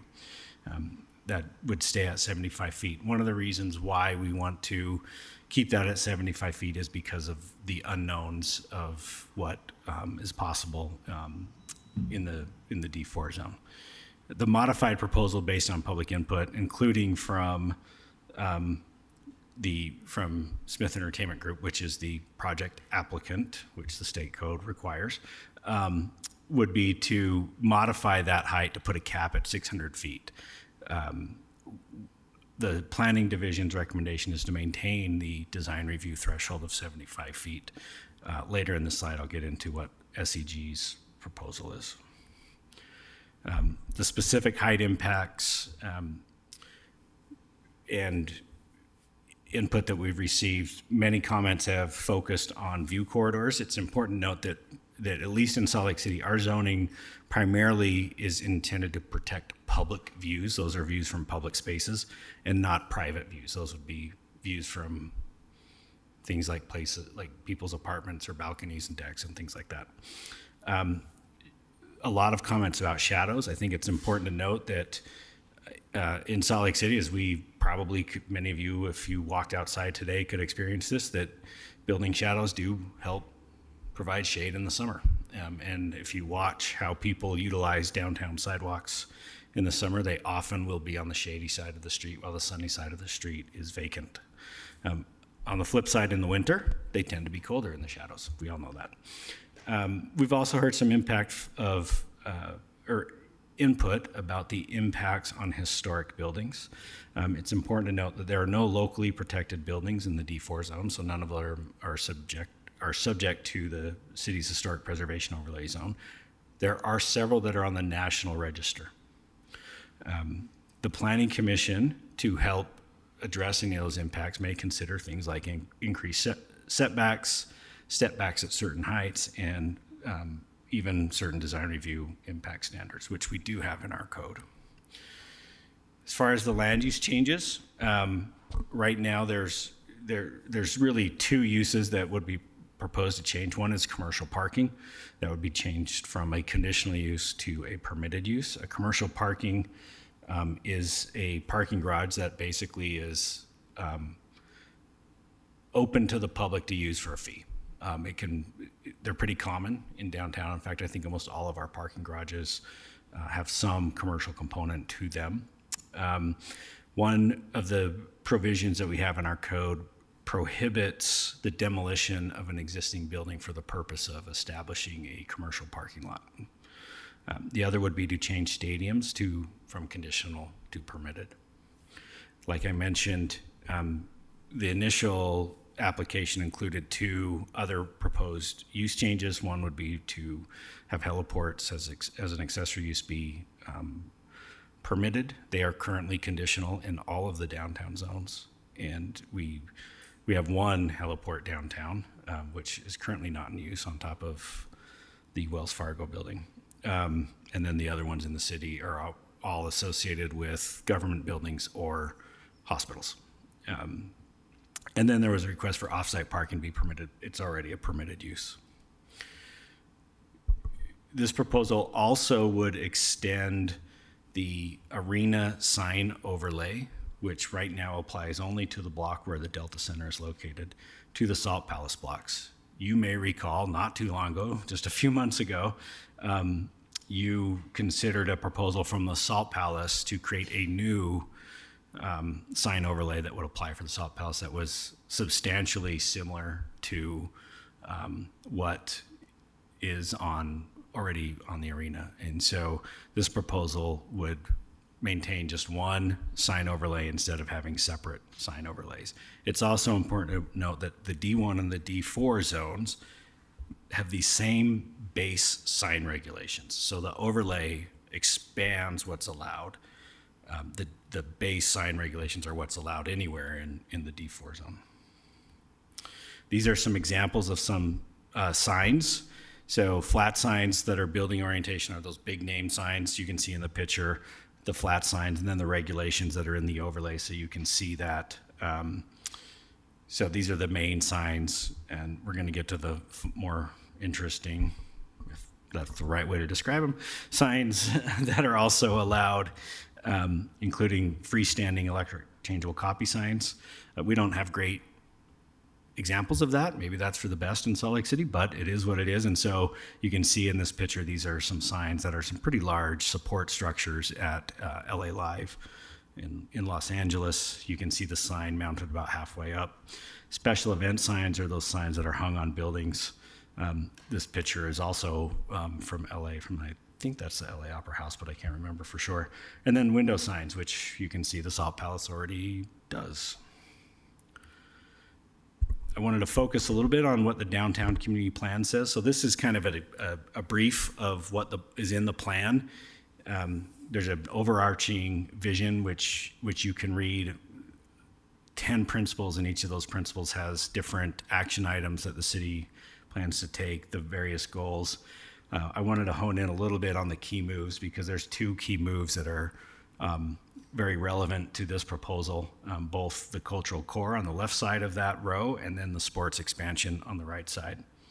We'll get into more of that in a bit. So the downtown plan basically identifies the high-rise core and includes policies that say it should grow to the south and to the west, and then the oval there are the approximate area of the D4 zone. It goes a little bit beyond that, but you can see it's kind of in this transition area from high-rise core to mid-rise transit-oriented. The 5 key moves, again, here they are blown up. The cultural core, which is intended to support all of our cultural venues in the downtown area, and then the sports expansion, which calls for the expansion of particularly professional sports in our downtown. I highlighted a few things here. This is straight from the downtown plan where it talks about the cultural core development, and some of the key relatable things are highlighted in yellow. I'll give you some time to read those, and I'm not going to hit on all of those. I will point out that the one at the very bottom under policy is develop planning, zoning, and code development policies that support increased activity and patronage in the core. For sports expansion and retention, at the time, the Delta Center was Energy Solutions Arena, so that's what the plan used instead of just saying the arena, but we've made sure that that's corrected here. But the plan does call for expanding professional sports and including those in the downtown and being supportive of those. And I've highlighted some of the statements that the plan talks about that accomplishes that. The downtown plan is also divided into various districts with specific policies in each one of those. The Salt Palace District vision includes providing active street fronts, artistic entertainment opportunities, is well connected to the rest of downtown, actually acknowledging that the Salt Palace is a barrier between east and west movement in our downtown, and that the Salt Palace not turn its back to the streets. We have a number of housing policies, particularly locating family housing in areas and modifying zoning regulations to encourage that and align City Hall programs and financing programs to implement affordable housing near transit. One of the things that we have heard through this process is focused on a few specific locations. The Japanese Church of Christ and the Buddhist Temple are probably the two most frequently identified uses from the zoning perspective. We've received a lot of comments about Ravenel Hall and the Convention Center, but these are the two that there's been focused comments on the impact that zoning may have. And there's been several suggestions that the Planning Commission consider including increasing the setback from the church.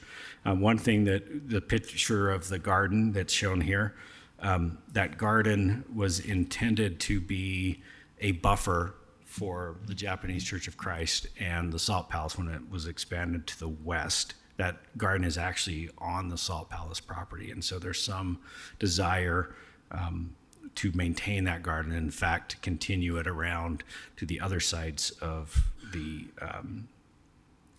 perimeter of the Church of Christ property. You can see that on the aerial photo on the right side towards the top, there is a little bit of a garden, and then very small one along what is that western wall of the Salt Palace. There's also been some suggestions to limit the height of buildings immediately adjacent to the current height, and I already hit on maintaining and expanding the existing garden. The Smith Entertainment Group have provided their alternative proposal, and I know they have a representative here to speak to this in more detail, but they would like design review for their tallest of buildings, so above 400 feet, and their ask was to include off-premise advertising in the sign overlay. The off-premise advertising is a pretty significant policy shift for the city and impacts other areas where we have pretty strict regulations on billboards. So if you don't know, an off-premise advertising or billboards, where we have had long-standing policies about prohibiting billboards, moving them, et cetera. And if you've been, some of you may have been familiar with the concept of improving the grand boulevards into the city, which are the 5 and 600 South exits and entrances into the city off of I-15. There's been some desire to have a more unified policy about billboards so that there's more flexibility in relocating existing billboards. As if you've seen the Post District, several billboards are blocking windows and things like that. And so we believe that there needs to be a more comprehensive approach to any change to the city's off-premise advertising policy. The Planning Division's recommendation is to increase the allowed height up to 600 feet, to make stadiums and while maintaining the design review for any building of 75 feet, changing stadiums and commercial parking to be permitted uses, and extending the arena sign overlay to the Salt Palace blocks. And that is the end of my presentation. And since the city's really the applicant on this too, I'm happy to entertain any questions you may have. Thank you. Any questions? So one of the things about the sign overlay is that if it's on a private street, there's a lot more liberal allowed signs. Like how much more? I mean, it's a lot more, right? You can pretty much do anything you want, or. Yeah, so similar to, probably the best example of this is the Gateway. So the Rio Grande Street that runs through the middle of the Gateway is a private street. Those signs don't face public streets. So they do not have a sign overlay. However, when that project was approved, it was approved as a planned development. And our code allows the creation of sign regulations that would apply to those situations through the plan development process. You can also do it through the zoning process through creation of an overlay. But the idea is that, yeah, if it's not facing public spaces or public streets, it doesn't have the same impact. One of the main reasons for regulating signs along streets is the impact it may have on the safety of the road and the function of the road. So there's an anticipated new private street through the block that I have seen and it's suggested both by the renderings and by the plan that was presented. That would be a private street, right? Or a privately, well, I don't know that it's going to be a street necessarily, but it will be some sort of private space. pedestrian. It'll be a private. It will be private. Is really what I'm trying to get at, right? So it would be potentially lined with illuminated signs all up and down yes. it. Yes. And with this, we'd also be putting illuminated signs on Bravenel Hall, for example, or on the UMOCA. Well, that would ultimately be up to the county to allow that. Yeah, but Yeah, the ordinance would allow those things to happen. They would allow the county to make a decision that, hey, let's broadcast what's going on inside. Which they could do now. So the overlay allows larger signs, but the D4 zone now allows those illuminated types of signs. So what's the difference between, you said it was substantially the same, but my impression was that the thing that we did for the Salt Palace was not substantially the same as the one we did for the Delta Center. So there was actually a lot more stuff on the Delta Center. So they used the arena overlay as their template, and then they struck some of the signs that they weren't going to use, but then they added some other signs like the parking signs that would extend further and things like that. And they actually, I think, if I remember right, they increased the size of the flat signs. So, yeah. And so temporary signs and things like that. Right. Okay. So isn't there a good reason to then relook at the whole sign overlay in light of the context of a private street, which might have a lot of illumination, which is, as far as I can tell, intended to model LA Live in terms of what I'm seeing, and all that means, which is extremely garish, lots of lighting. Wouldn't it make sense to hold off on redoing the sign overlay until we have more information about private streets and the intentions that are going to happen within this? I mean, we did pass the convention center thing, and it was we got to have it right now, and then of course, everything changed. So I'm still not opposed to the convention center stuff going through, although even at that time, there were a number of us who wanted Abravanel Hall to be excluded, that corner where Umoka, and to be excluded from the sign ordinance stuff, just take it out of that. But I don't think we did do that, did we? No. The Planning Commission certainly has that ability to make that recommendation to the City Council to both not recommend adoption of extending the sign overlay, and if you do, removing the Abravanel Hall, Umoka from the overlay. Yeah, but the convention center sign requirements, which were urgent at the time, can still go forward to the City Council, correct?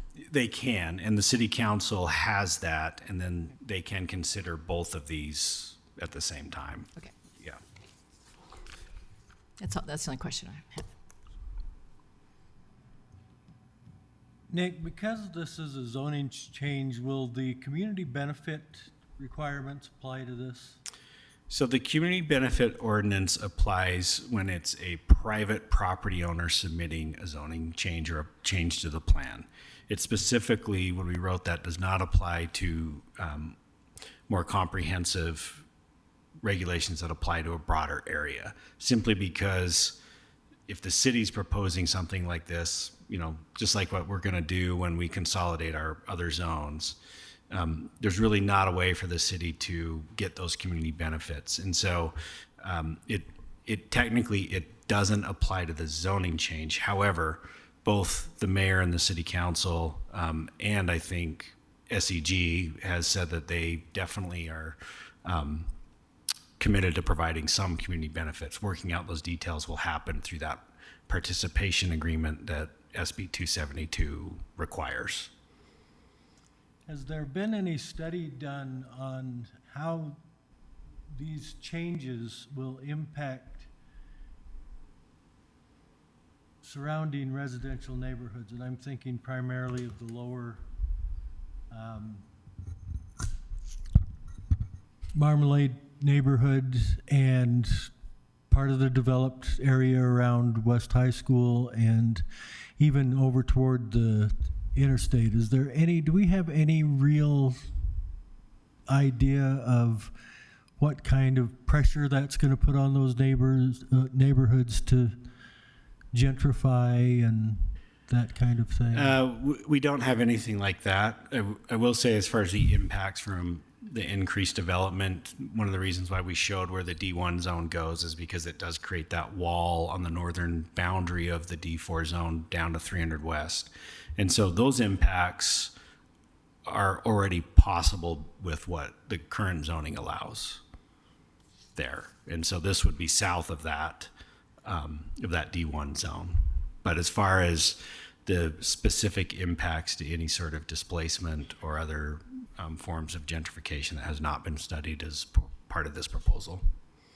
This is part of what concerns me about this, is that it seems like we're being expected to act relatively suddenly on this and not really with the kinds of information that we need to make a responsible decision as what a planning commissioner should make. And I'm not so sure I care that much about the legislature's imposed deadline. If that's their deadline, take it to Sandy.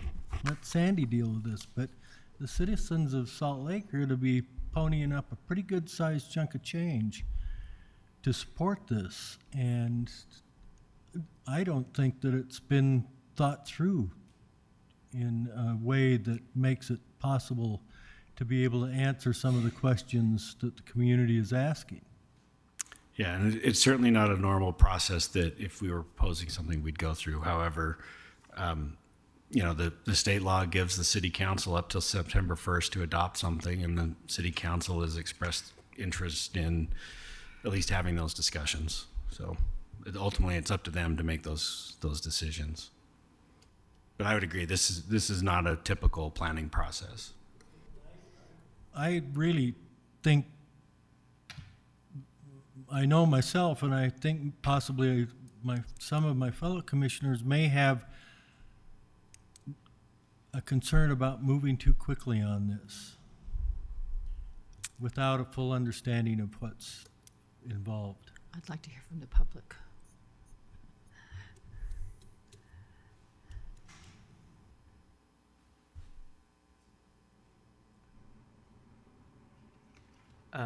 Sorry, real quick. I had the question. I also have a concern on, so commercial parking in this sense is a purely parking structure, like with nothing else. It potentially could be. Okay.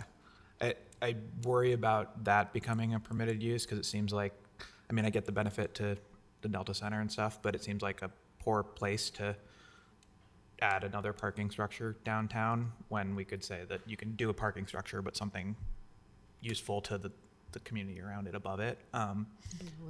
And I know that, are there actual spots where this would be able to? Because if you can't tear down a building just to put in purely commercial parking, there's like, what, 3 parking lots around there that could be actually used. There's not a whole lot of... The church? Yeah, potentially there, and if it's already parking, it's hard to find an impact from the conditional use that would be detrimental through a conditional use process if it's already an existing parking lot. Most of the commercial parking lots that are on service parking lots are kind of a shared parking arrangement where, like, during the day they're for a business or the adjacent use, and then they lease out, they allow, a parking company to run a commercial lot in the evenings and things like that. So, yeah, I mean, that's a possibility. Okay. And then the buildings, they aren't, could you clarify, that some are on National Register? So like the Crane building, is that National Register, but not? The Crane is not on the National Register. The building that, I can't remember, something block on the corner of 400 West and 200 South, it's an architecture firm in it right now. No, that's not the Crane. Oh, the GSBS office? Yeah, Okay. so that is on the National Register, and then the Japanese Church of Christ is on the National Register. Okay. And then there is one Buddhist temple is as well, right? On the I don't think it is. I saw that the other day. Yeah. Maybe it is. I think it is. I think it on the zoning map. I think Okay. it starred. And then there's a vacant home on 200 West that also is on the National Register. On the same block has the Buddhist temple. Well, maybe that's what starred. Yeah, is that that may be. home. Yeah. Okay. Yeah. Okay. Yeah, I was looking at the space and what actually would be redevelopable, and I think that based on the parking concern, the Crane building is one that I would be worried about losing, which I think is a really beautiful building because it's one of the few that has a large parking area. Yeah, and I will also add that those buildings are also, including the north side of 200 South there, are also part of the Salt Lake City National Warehouse District. So those buildings do also get the benefits of being on the National Register, the tax incentives, and that's why we've seen, I think, a number of those preserved. But Turned into lofts but they're not subject to the local protection under our historic overlay zone. So one more procedural question. Why are we changing the entire D4 zone when we could just change a couple of blocks to D1? The biggest reason is, which we could make changes to, but things like the convention center are not allowed in the D1 zone. So it just created some different. Well, it just makes it a non-conforming use is all. Yeah, We're not going to non-conforming- build another convention center. The problem with non-conforming uses in non-complying buildings is that they're very limited on how they can be modified. Okay, thank you. That helps explain why. Yes. Well, let's go ahead and open up the public comment on this. We first have 2 cards where they just wanted their comments read in. One is from Brent Koga. Please consider the functionality and viability of the Salt Lake Buddhist Temple and Japanese Church of Christ in your deliberations. Let the churches have a seat at the table and a voice in the room. The churches have been on 100 South for 100 plus years. And the second from Alauna Gur. More apartments are being built, and the city is always trying to bring more people to town, yet we aren't building or providing facilities to support the people in the city now. It's not only the homeless that need public restrooms to relieve themselves and wash up. There are no longer drinking fountains or places to fill water bottles. Maybe while we are tearing up roads, we could put some of these things at bus and track stops. Also, as a resident near the Delta Center, I do not want a heliport. I'll go to our cards now. Our first person, we actually have Barbara Scrowcroft on 2 different cards, so I assume that you're the same person. But if you'd like to give public comment, go ahead and approach the microphone and state your name for the record, and you'll have 2 minutes. Thank you. It's a mystery to me, the double doppelganger. I'm Barbara Scowcroft. I live in Salt Lake City. I would like to speak to keeping Abravanel Hall and the Plaza in Umoka as the eastern anchor to the Delta Center Nordstrom hallway. Both classical music and sports are not necessarily mainstream for all families in Utah who might come downtown. There are families who love to come and scream and cheer and get it all out, surrounded by thousands of people in that kind of happy chaos that sports excites. There are also families who don't have background in sports and go to the classical side, where they happily scream and shout at the end of the piece. Sports encourages us to show our extroverted side, and the classical music crowd can be a different experience for kids and adults who have sensitivities to sports crowds and the intensity of noise. And the arts give us the pause button so needed in today's world to reflect, create, dream, and be quiet for a minute just to listen. The balance of both sports arenas and Abravanel Hall in its current form show a special understanding of a well-rounded society. It will also add variety to the architecture of the corridor. Perhaps we should reevaluate if we really want to be like Los Angeles or another city.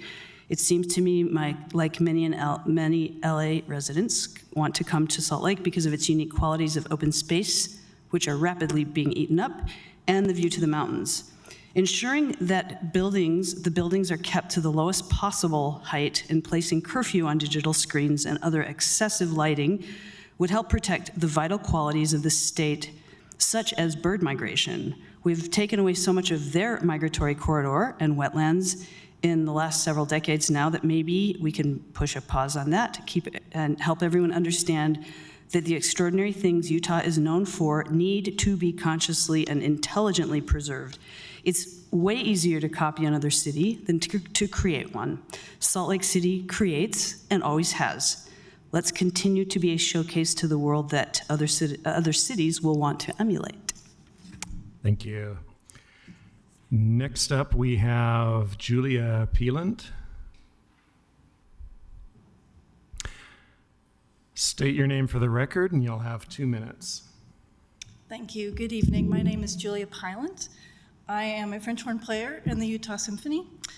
Before coming to Utah in 2021 as a result of a pandemic furlough, I played with the Metropolitan Opera Orchestra in New York for 14 years. I have had the good fortune of having played in many of the best concert halls around the world. Abravanel Hall is on par with them.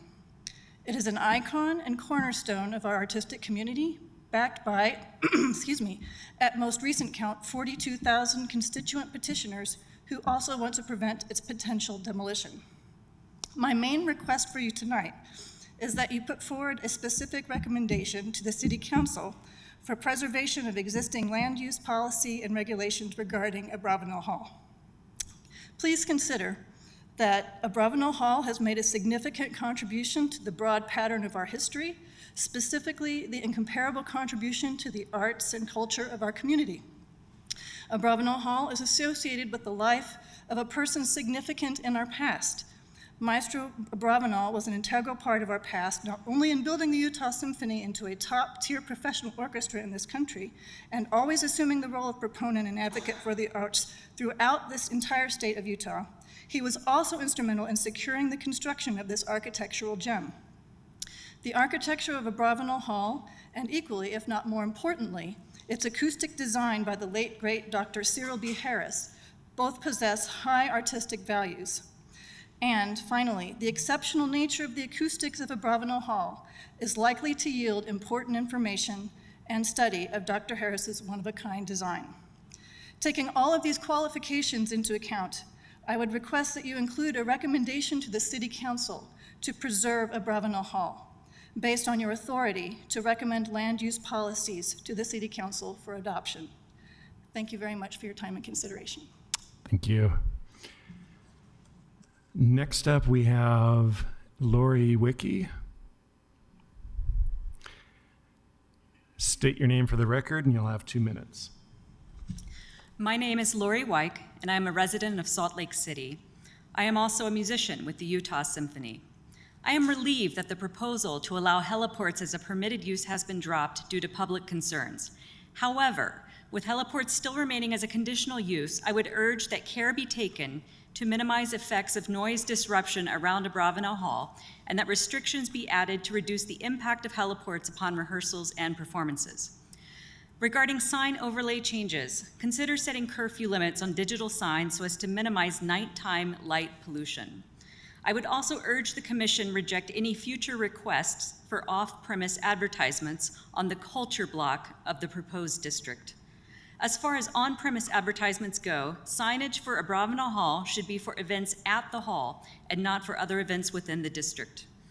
I am also concerned by the recommendation to increase maximum building height to 600 feet. While far better than having no height restrictions, most buildings in the D4 zone are less than 125 feet. Consider a lower maximum height limit, as well as landscape buffers and increased setbacks to reduce negative impacts on existing structures like Abravanel Hall and its plaza. Additionally, preservation of existing land use falls under the authority of the Planning Commission. As the Commission can recommend land use policy and regulations to the City Council for adoption, I strongly urge you to include a specific recommendation to the Council to preserve Abravanel Hall. As one of the finest concert halls in our country, Abravanel Hall is a historic building of exceptional significance to the people of Utah. Over 42,000 people have signed the petition to save it. It is a monument that must be saved, and I ask that you advocate for its preservation. And finally, as was stated by Commissioner Tuttle, this is not a typical planning process. There is a deeply concerning lack of detail and transparency about all of this. Thank you. Thank you. Our last card is Lynn Schwartz.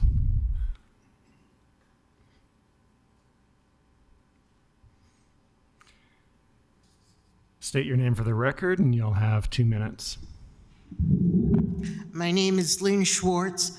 I would like to see a requirement for an affordable housing component in any residential part of the plan. Surely, room can be made for housing for the people who will be working in the venues. Also, there's a proposal to allow a jumbotron on the outside of the building, as well as off-premises billboards. This is a step in the wrong direction.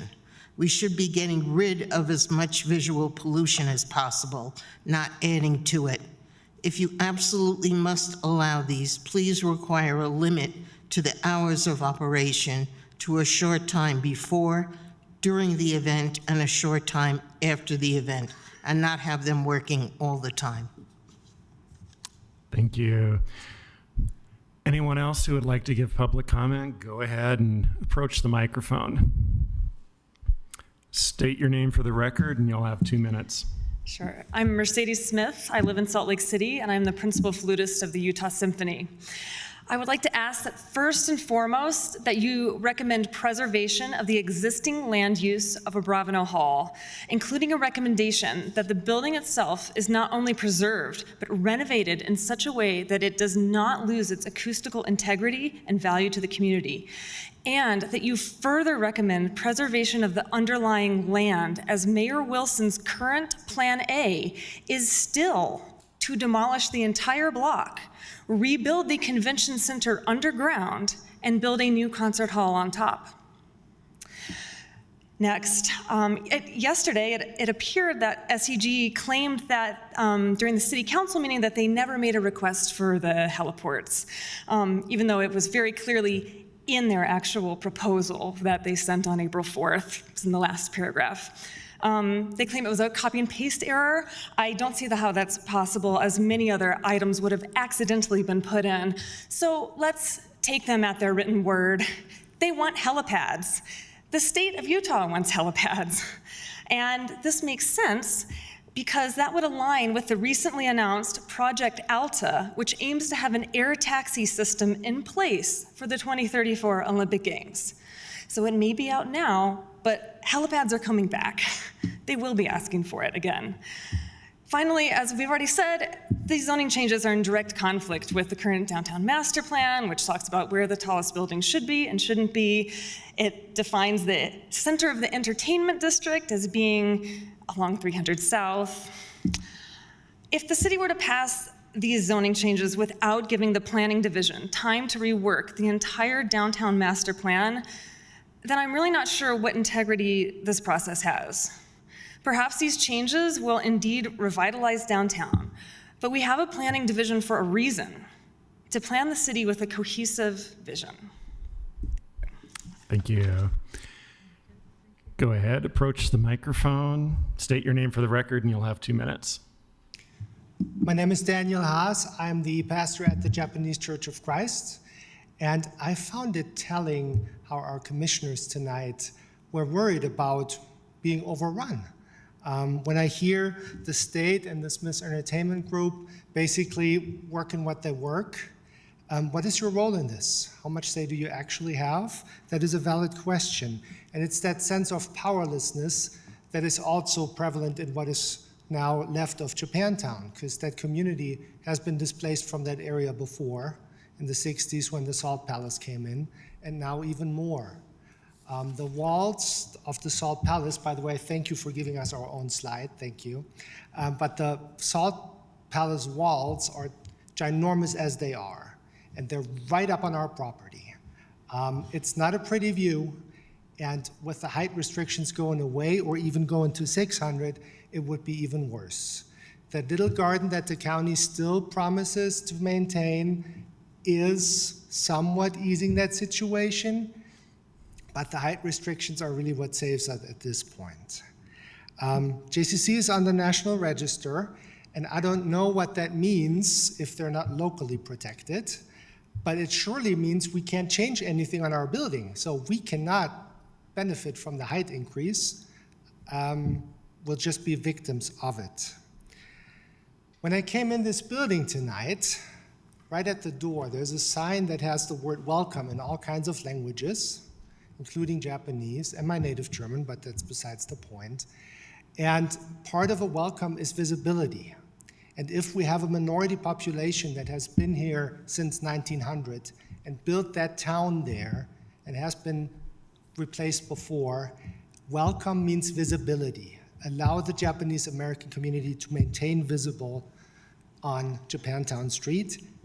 Do not please go to unlimited or 600 feet. and please consider better setbacks or step backs. Thank you. Thank you. Go ahead and approach the microphone, state your name for the record, and you'll have 2 minutes. Thank you. I'm Robert McConnell. I'm with the law firm of Parr, Brown, Guillen, Lovelace, and we represent Smith Entertainment Group. I'm appreciative of the staff and their presentation, and I think they accurately articulated what our particular preferences are with respect to height and so forth. The Abravanel Hall issue is something that is being discussed with Salt Lake County and Demoka and the Convention Center facility. The presentation that was done the other evening left that out or identified it as phase 2 because those are still open discussions, and we're trying to figure out what the best solution is for that. The heliport issue, I'm the one that put that in and made that change to a permitted use. I thought my client wanted that in terms, and what I was thinking was in terms of more a helipad for emergency purposes with respect to the athletic events that are going on there. When it came an issue, they said, we don't need that, conditional use is fine. So you can blame me for that one. They are being forthright with respect to that statement. I know that they are having ongoing conversations with the Japanese Church of Christ, and they are, I know one of the specific requests was to include pedestrian circulation from there into the plaza area. With respect to the light panel signage, that is something that we want to include, and those interior streets are pedestrian plazas. We would be planning on utilizing light panel signage within those. I will point out, though, that our understanding was that we would be developing a specific signage plan as part of a development agreement that would inform the use of those signs and how they're done, particularly with respect to any off-premises signage. We're not looking to put off-premises billboards, but off-premises advertisement on light panel signage.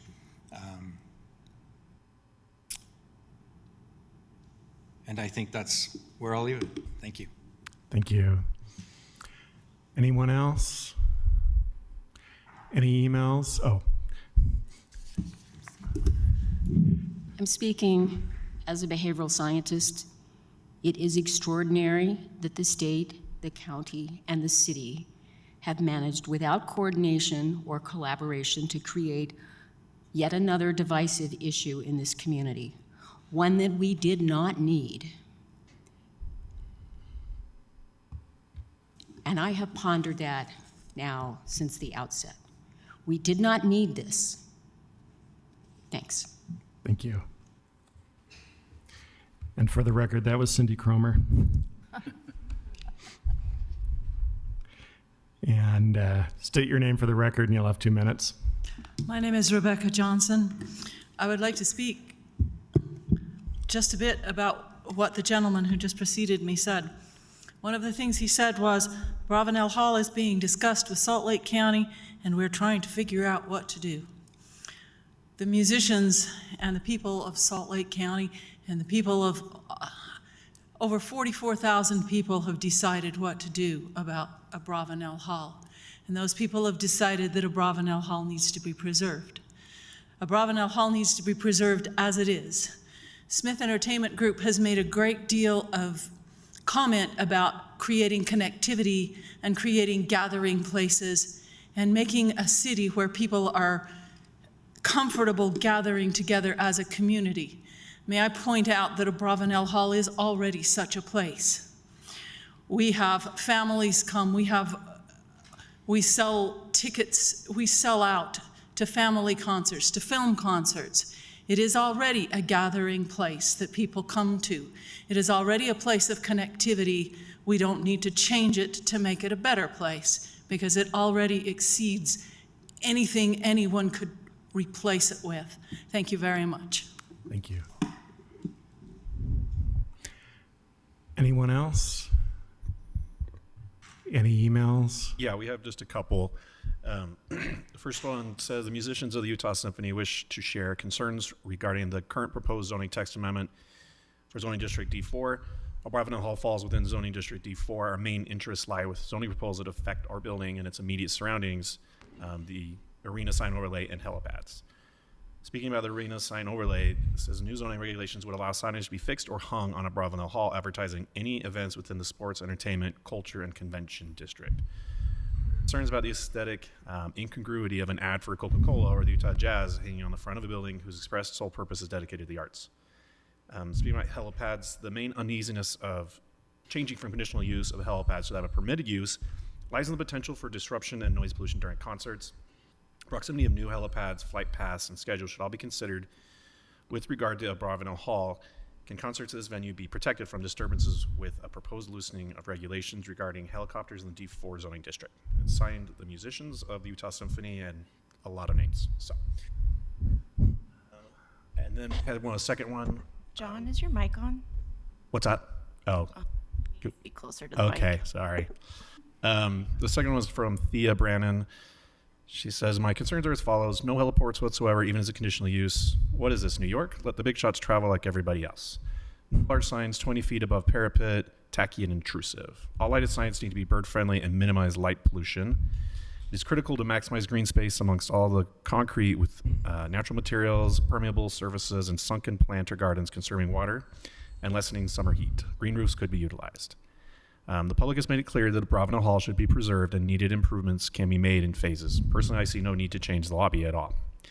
Absolute priority should be given to the appropriate preservation and enhancement of the Japantown block with expansion of buffer and green space around the extant buildings. Thank you for consideration of my earnest concerns, Thea Brannon, Salt Lake City resident and voter. That's all. Thank you.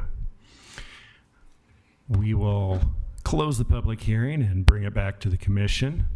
And I want to first say that I want to see Bravenel Hall protected along with UMOCA and see that the Japanese Church of Christ and the Buddhist temple are all respected in any recommendations that we make to the city council. And I anticipate that we are going to see a lot of changes to the Salt Palace site in this, which from my point of view, if done correctly, should be a good thing, because unfortunately the Salt Palace has a lot of blank walls that front our streets that are, for lack of a better word, ugly. So I think there's an opportunity with this to make lots of improvements to the Salt Palace and have that be a way of improving the city. So whoever makes the motion, remember those suggestions. Mr. Chair, I do have something. I'm in the interest of time, I actually prepared something that I wanted to read because I thought I would just go on too long otherwise. So, in the past 25 years, we have demolished a lot of urban fabric and built a gigantic solution that promises to revitalize downtown. And in fact, we have made this move more than once, each time with terrible consequences and each time successful for only a short period. From Main Street businesses that had thrived for over 100 years, we were wounded deeply by Crossroads Mall, which in turn was killed by Gateway, which suffered near mortal damage from City Creek Mall, which itself stumbles to find a sustainable way. The convention center itself and even the Delta Center are two more examples of large-scale downtown saviors that need very expensive, publicly funded renovation, less than 25 years after they opened. This is no way to plan a city. The key to urban development is to create a framework for orderly and incremental change by multiple actors, not to demolish entire 2 or more 10-acre blocks, close streets, and build a single unified vision. These always fail because when land uses go out of technical or economic favor, which they do a lot, witness office buildings recently, super large projects fail all at once, while smaller buildings can flexibly adapt. Gateway cannot adapt. City Creek cannot adapt. Anyone who believes that a jumbotron-fueled, oversized, and glitzy sports center will be anything but a relic needing overhaul in less than 20 years needs to turn off their VCR and join the real world. On the other hand, moderate-scale housing is always needed and always endures far longer than, say, Dave & Buster's. Keeping the height limit will create density that is moderate and pedestrian-oriented in height, in scale, not concentrated in one or two tall, expensive towers, and with greater consistency of urban fabric along these blocks of D4 in Salt Lake. This is the intent of the D4 zone, to be as supportive to the downtown core. We have a downtown plan, and any changes in zoning should address that plan. Thank you, Nick, for addressing it. But the downtown plan definitely emphasizes and prioritizes the Main Street and State Street as our important urban core. That plan is working. High-rise buildings cluster along Main and State and provide density that support transit and open spaces. Outside of that zone, in the intended support areas that are created by the D4 zone and the D3 zone, 35 new projects just in the area of the entertainment zone alone have been built in the last 10 years, 25 of them in the past 5 years. The population of downtown has doubled, and then it's going to soon double again. The streets are full of people. There are lots of restaurants and clubs and new restaurants open up every week. So why do some people have such a doom and gloom? I was mystified about this need for a complete overhaul of downtown until I heard a couple of people talking last night at City Council. They talked about the way downtown is going, safety and security. These are code words for homeless people, helpless, rejected, and forgotten homeless people. The Delta Center itself contributes to this perception of downtown as it draws a large number of people who come downtown for no other reason than sports.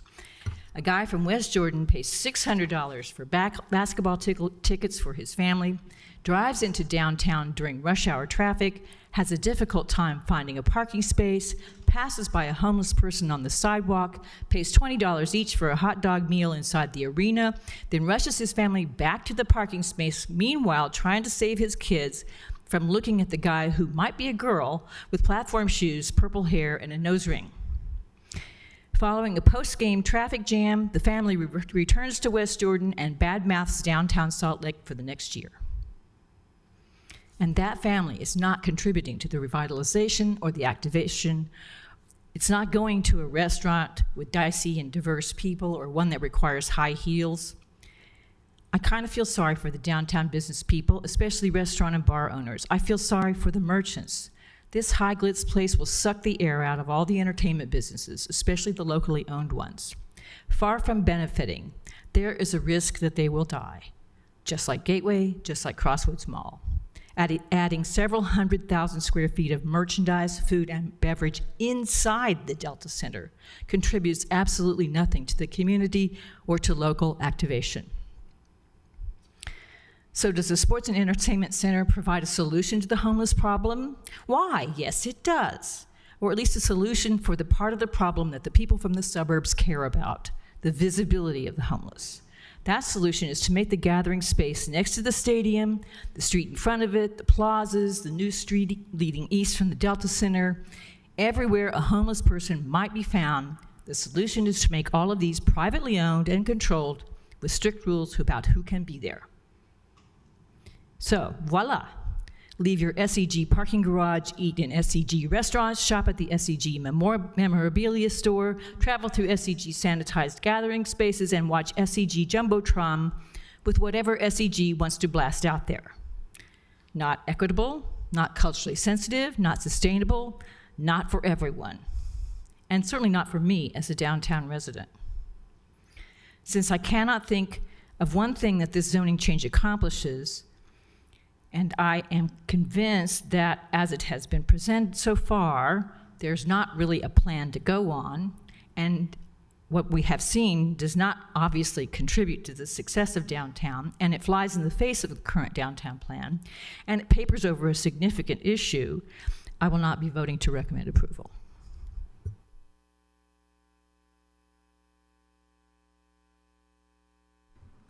Thank you. That was sobering. I went downtown with my kids today to check out all of this stuff. And the Salt Palace is just, it seems like it's just a huge wall that we just walked around. I have gone to events at the Salt Palace, and when you're at an event there's something to do. Otherwise, it's a huge amount of space that I'm just walking around. I've taken my kids to Abravanel Hall for music events their entire lives, and I go to the speaker series there, and I really hear the voices of the experts, the musicians, who are saying this is the best music space that the way that it is the best it can be. And so I'm convinced that preserving that Abravanel Hall is important, and rebuilding a new one that's bigger or whatever does not benefit us. I also think that we're not the ultimate. I understand that we're not the ultimate decision makers. People will buy tickets to the sports events, and the politicians will make the ultimate decision about how this zoning changes. It seems like a lot to me to change the entire D4, make these big changes to the entire D4 zone for essentially just a few blocks. And I wish that there was another way to do that, but I also believe the professionalism of the director of planning when he says that this is the way to accomplish this right now. So I feel like I'm pretty torn because I can imagine what I want Salt Lake City to be like, and I'm not sure which decision gets it that way. So I don't know. Yeah, I completely echo that this is moving too fast. I completely echo the progressing towards obsoletism in developing all at once. I feel like that is a strong argument for me. I think that something that I am kind of thinking about right now is, like, in the end, this isn't in our hands. So if we were able to make the recommendation that would be most helpful for the city council, what would that recommendation be? I don't necessarily, I think this whole process has not gone well. But what is the way that we make the best recommendation possible? And so I guess that is a conversation I would like to have with you guys. One of the things that I'm thinking about is increased setbacks and, like, making a recommendation to preserve Abravanel Hall as is, and increase setbacks with the Japanese Christian church and the Buddhist temple. Makes sense that those could be things that the council could take up and move with. I do kind of think that if we just all band together and say, like, we don't want this, I'm not sure that gives them information about, like, the way that they could move forward with the balance of things. But also, that also is, it might be something they consider if we all say no, but I don't know. I don't know well enough. I don't know that they will. So my impulse now is to try to figure out what the best recommendation would be moving forward that they might be able to adopt. And what are your guys' thoughts about how to achieve that? What are our couple of things? And I'd like to just add on to that at some point we're also going to be asked to think about what the addition of a Major League Baseball stadium in the North Temple Boulevard plan is. How is that going to impact what happens down here, and how much are the citizens of Salt Lake City going to be asked to pony up for that? And I want to hear directly from the Smith Group. I think we have a right to that. And I would also like to get a copy of Nick's presentation put in the Dropbox. I just think we need more information. And again, I'm coming back to community benefit. There better be some substantial community benefit to this. And I don't see it.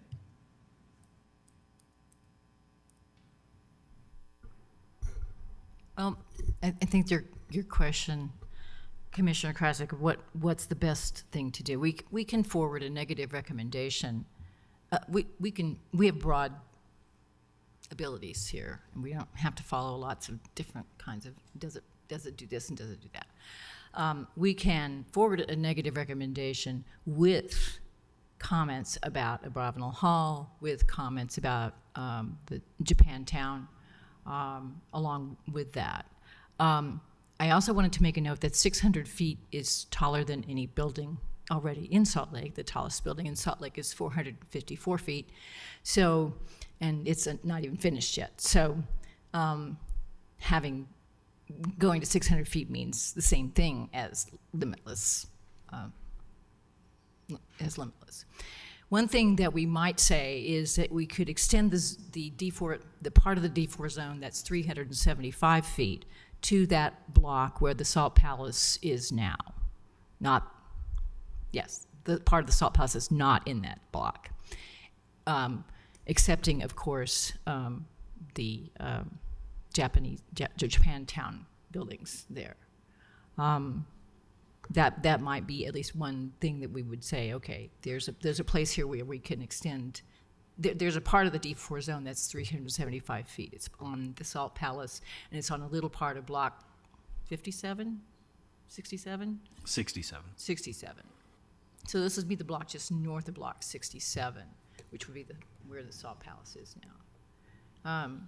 I don't, but if we do that, I would also want to make a minimum height for that area. Because what I don't want to see is a bunch of two-story bars and restaurants. That's not what we want.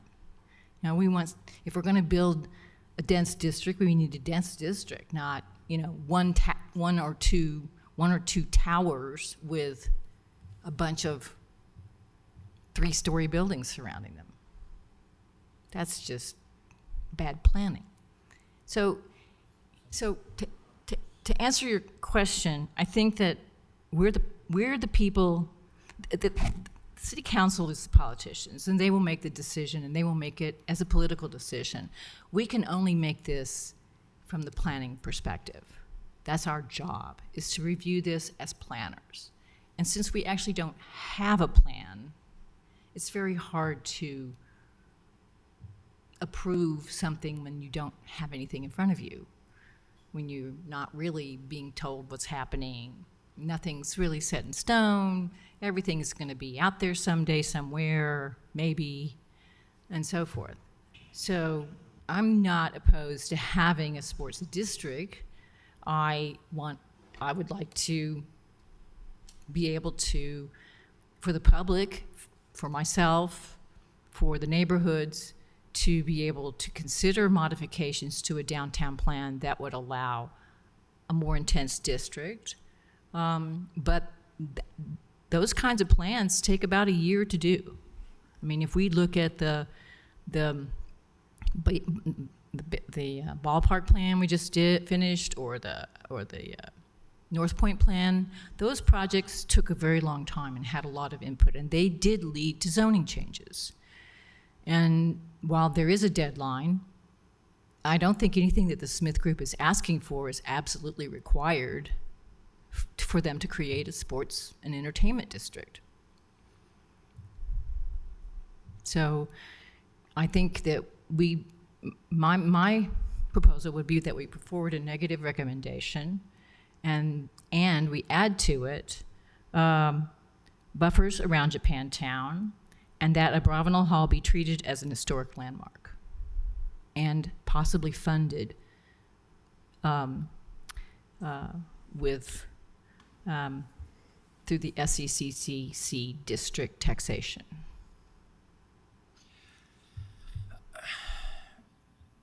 It feels so tricky to me because I just don't feel like I know enough. And so Nick, there's no, like, the bandwidth to be able, the city council can hear this issue with whether we make a recommendation or not, because it's state down, right? I'm not sure how like, if we tried to postpone this today, my impulse is to want to postpone this, to table this until our next meeting in 2 weeks. That's my impulse. But if that doesn't have any functionality, then we got to do something. Yeah, I would say there's not going to be a lot known in 2 weeks that isn't known today. Which I don't know what, without specific direction, and because we're not putting together, the city's not putting together the plan, right? I don't know that we're going to have anything new to present to you if you table it in 2 weeks. State code, and I don't know if, no, I'll just say it. State code allows a city council to move forward without a planning commission recommendation if the city council has essentially adopted an ordinance that gives them that right. Our city council has not done that. That doesn't mean that they won't do it if you don't make a recommendation, because I would suspect they will. But that's an option that's out there. I'm not sure Can you explain what the deadline means? What does the deadline mean? The September 1st deadline. Yeah. Well, the state code says that the zoning to support the proposed district has to be in place by September 1st. That's almost word for word what it says. I don't know exactly what else it means other than to take it for its literal wording. But we really don't know what the zoning to support the district is or should be, because we have no district proposal or plan. Commissioners, can I please ask you to speak really close to your microphone? My little turret right here, the sound doesn't come into this section all that well. Two things come to my mind. Why, if we did decide to table it, why would we have to table it just to the next meeting? Why not table it to the July 31st meeting? With a request that the Smith Group come and make a presentation directly in front of the Planning Commission. I can tell you it's highly likely the city council will act without your recommendation if that's the direction you go. Well, then how about the meeting a month out instead of in 2 weeks? I think the city council is going to act no matter what we Yeah. do. They're going to do what they want to do. They're not going to. The only impact we can have is really to say, this is not a plan. Sorry, we're the planners, this is not a plan. And then they can take it from there, really. Well, then I would support tabling it to the next meeting and at least maybe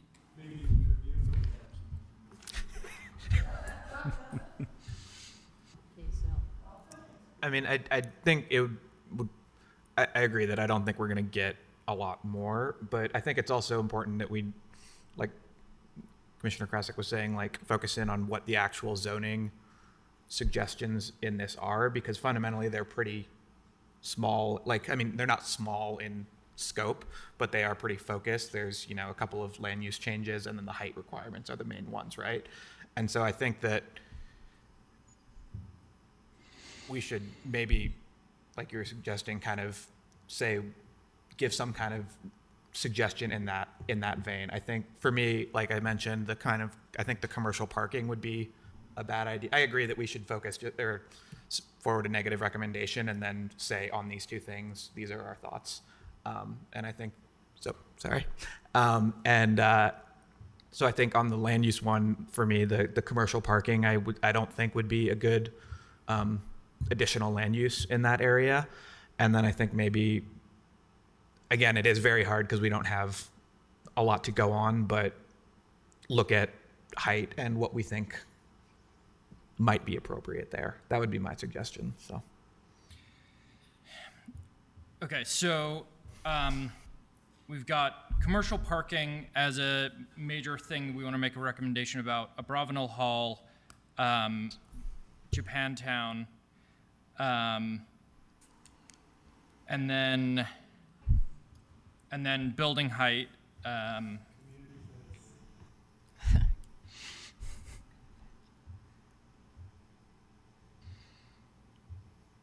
Minimum height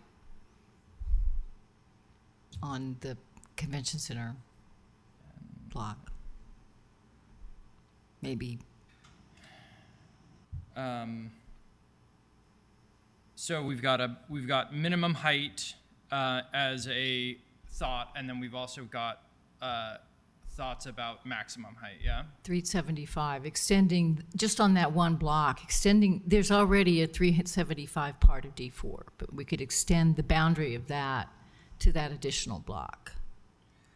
Okay. So that keeps everything else in D4, lower height, and I think that's where it needs to be. Yeah. We don't, willy-nilly extend the height everywhere. I mean, it's a block from my house. I don't want a tower, I guess my thoughts on minimum height are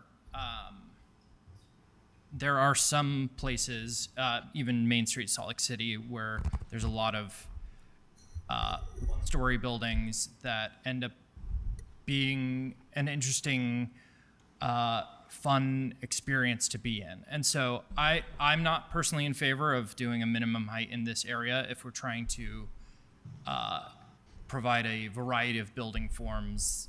Some might be a bar that's one story, some might be something taller. So my impulse is if we're gonna put a height limitation, my impulse is just a cap, but I don't know how the rest of you feel about that. I think, and correct me if I'm wrong, but at least in this, you are only talking about the Salt Palace blocks. You're not talking about that one block. the large, because I think that I'm in agreement with that. Like I like some of the smaller scale in that area, and so I think No, I'm that goes just far talking about the beyond South, what we South can kind of Palace brainstorm here, being like, oh yeah, let's make it this. But there is a minimum height in the Um, D1 district now, Right, currently. yeah. So Yeah, there is.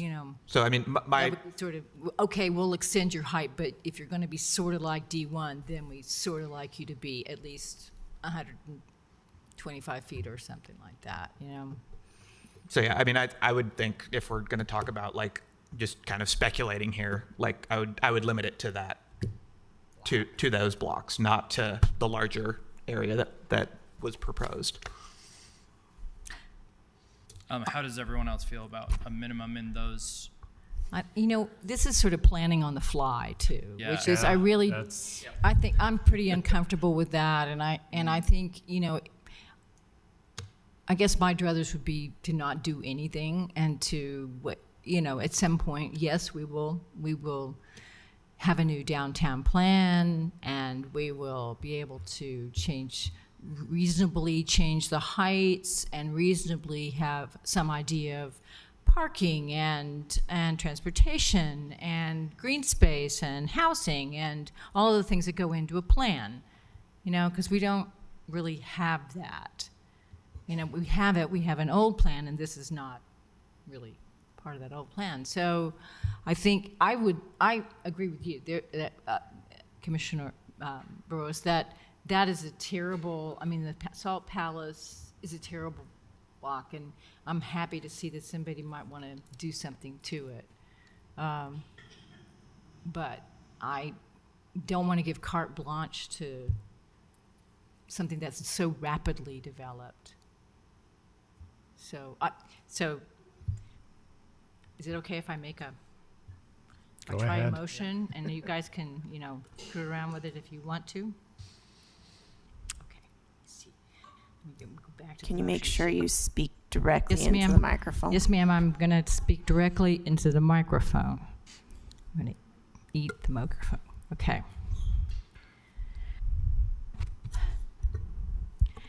Based on the information presented and discussion, and and public hearing, I move that the commission forward a recommendation of denial to City Council for this zoning text amendment for the following reasons. It does not comport with the downtown plan. It does not comport with the existing purpose of the zone. Those are the two reasons. Then I would also add, as notes to City Council, we are recommending that Abravanel Hall be retained in its present form on its present site, with the possibility of funding through the entertainment district taxation for a modest renovation. We recommend that a buffer zone be created around Japantown so that we will not be impacting those historic facilities. Anything else? Okay, at the end. I think that the Japantown, I think we should specify the buildings. Okay. If we. Okay. Okay, so the Japantown, especially let's see, do you know it's the Buddhist temple and the JCC. Japanese Church of Christ. Japanese Church of Christ. And the garden. Yes. Yeah, okay. Okay, those three things, thank you. I'm all, and I'm also just we're stating that it doesn't match the master. So just a point of order. So we have a motion. Yeah. That means Neither the way. next step is to second, and then we can have a discussion about that motion. Yeah. I'll second the motion. Thank you. We have a motion from Commissioner Scheer and a second from Commissioner Tuttle. Let's have our discussion of the motion. I'd like to add to the motion the community benefit requirement. That's a friendly addition, thank you.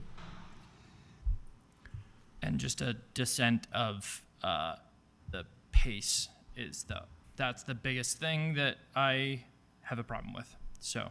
Okay. Thank you. That would also be a friendly amendment where we say, as planners, we believe that this plan is moving too quickly.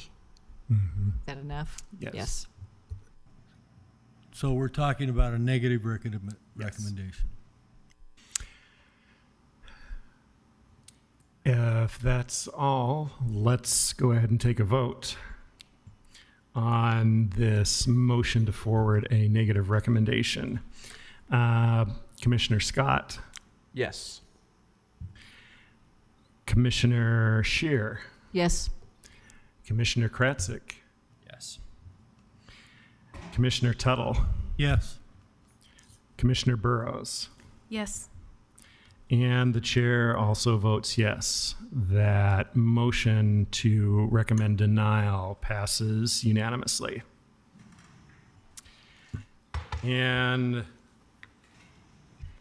with that, we will move on to item number 5, which is our final item of the evening, which is mobile business text amendment. Case number PLN PCM 2023-00938. And our planner is Seth Rios.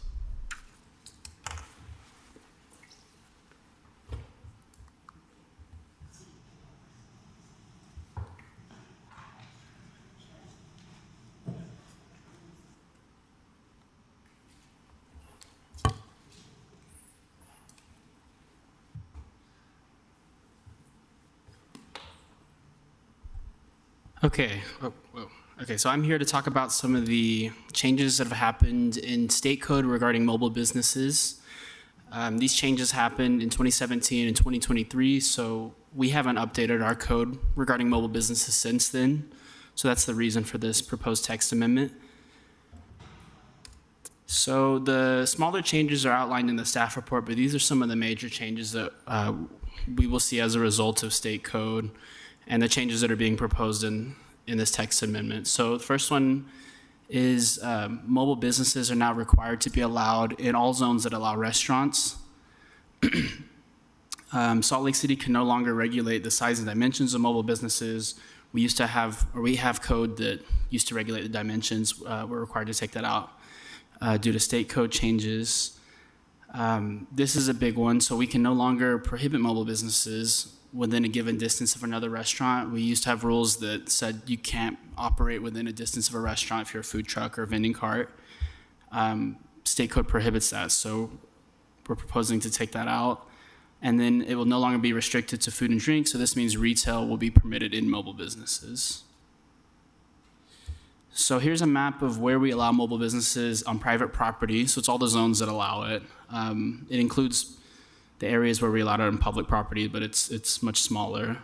So under the state changes, this includes all the zones where we will be required to allow mobile businesses to operate. And then just to clarify, these are the new zones where they will be allowed. So they weren't previously allowed in these zones, and these are the zones where they were proposed to be allowed. So mostly it's different types of commercial zones, a couple public land zones as well. So some of the anticipated impacts we see from this text amendment will be it's an easier process for applicants. That we're going to make it easier and reorganize some of the code language. Things will be easier to find. We're no longer allowed to charge a real estate agreement, so that's one less thing that we are requiring from applicants. Should be an easier process for them on their side to start operating a mobile business. The second one is that it addresses certain equity issues. Right now, vending carts are regulated much more strictly than food trucks or any other type of mobile business. This has some equity issues just because they're very, very limited as far as where they can operate in the city. Very few zones that they're allowed in, and very few areas if they're operating on public sidewalks. Another thing is that mobile businesses, they have less upfront costs than a brick and mortar restaurant, so it's easier for somebody to get a vending cart or food truck, and there's less upfront costs. They don't have to pay for rent or renovations or building permits. So by allowing more businesses, more mobile businesses and zones, it'll give more people the chance to become business owners without having the upfront costs of a brick and mortar store or restaurant. We're also anticipating to see an increased number of mobile business operators. This is just because we're increasing the zones where they are allowed. This is to be expected with increasing that number. And then when we met with the Business Advisory Board, we heard some concerns about removing the distance requirement from restaurants. Restaurant owners were concerned with the ability of mobile business owners to operate close to their restaurants or on the street, kind of close to their restaurants. So that is some of the concerns we anticipate once these are approved. We didn't get any public comments, but I think once you start seeing these mobile businesses, you'll hear more of those concerns. So some of the ways we're proposing to mitigate these impacts, the first is the proposal of the pedestrian clear zone. So this photo is an example of the pedestrian clear zone. It's what's used on the outdoor dining regulations. So whenever a restaurant has outdoor dining and they get a real estate agreement to operate on the sidewalk, they're required to provide a certain distance where people can walk freely, unobstructed. So this pedestrian clear zone is just taken from those regulations, and then it's based on the sidewalk size requirements in our subdivision code. So most zones will require 6 feet of clear space. Zones in downtown will require 10 or 8 feet. Ones on Main Street will require 10 feet of open space just because there's more pedestrian traffic in downtown. Additional requirements include the location requirements. These were in place before the proposed changes. We're proposing that they remain in place, and we're adding a few, but this will help to regulate where they are. It'll ensure that they're just not popping up on every street corner and every street block isn't being overwhelmed by vending carts or food trucks. And then enforcement is still a possibility. If a mobile business does not comply with our proposed code, business licensing can still go out and begin enforcement on them until they're compliant. So just as an example, these are some of the location requirements. Left side is for all mobile businesses except for vending carts. So there's a lot of places where they can or cannot operate. There's a lot of regulations that they'll need to meet before they can operate. And then right side is for sidewalk vending carts. And so there's a lot of regulations in places where they cannot operate within certain distances of intersections, bus stops, things like that, alleys, driveways. So that's just an example just to show that, it's not going to be a free-for-all with these changes. We are increasing the zones where they are allowed, but there are still going to be requirements in place to address these concerns and these potential impacts of increased mobile business activity. So that's all I have for my presentation. I was just going to see if there's any questions now from the Planning Commission.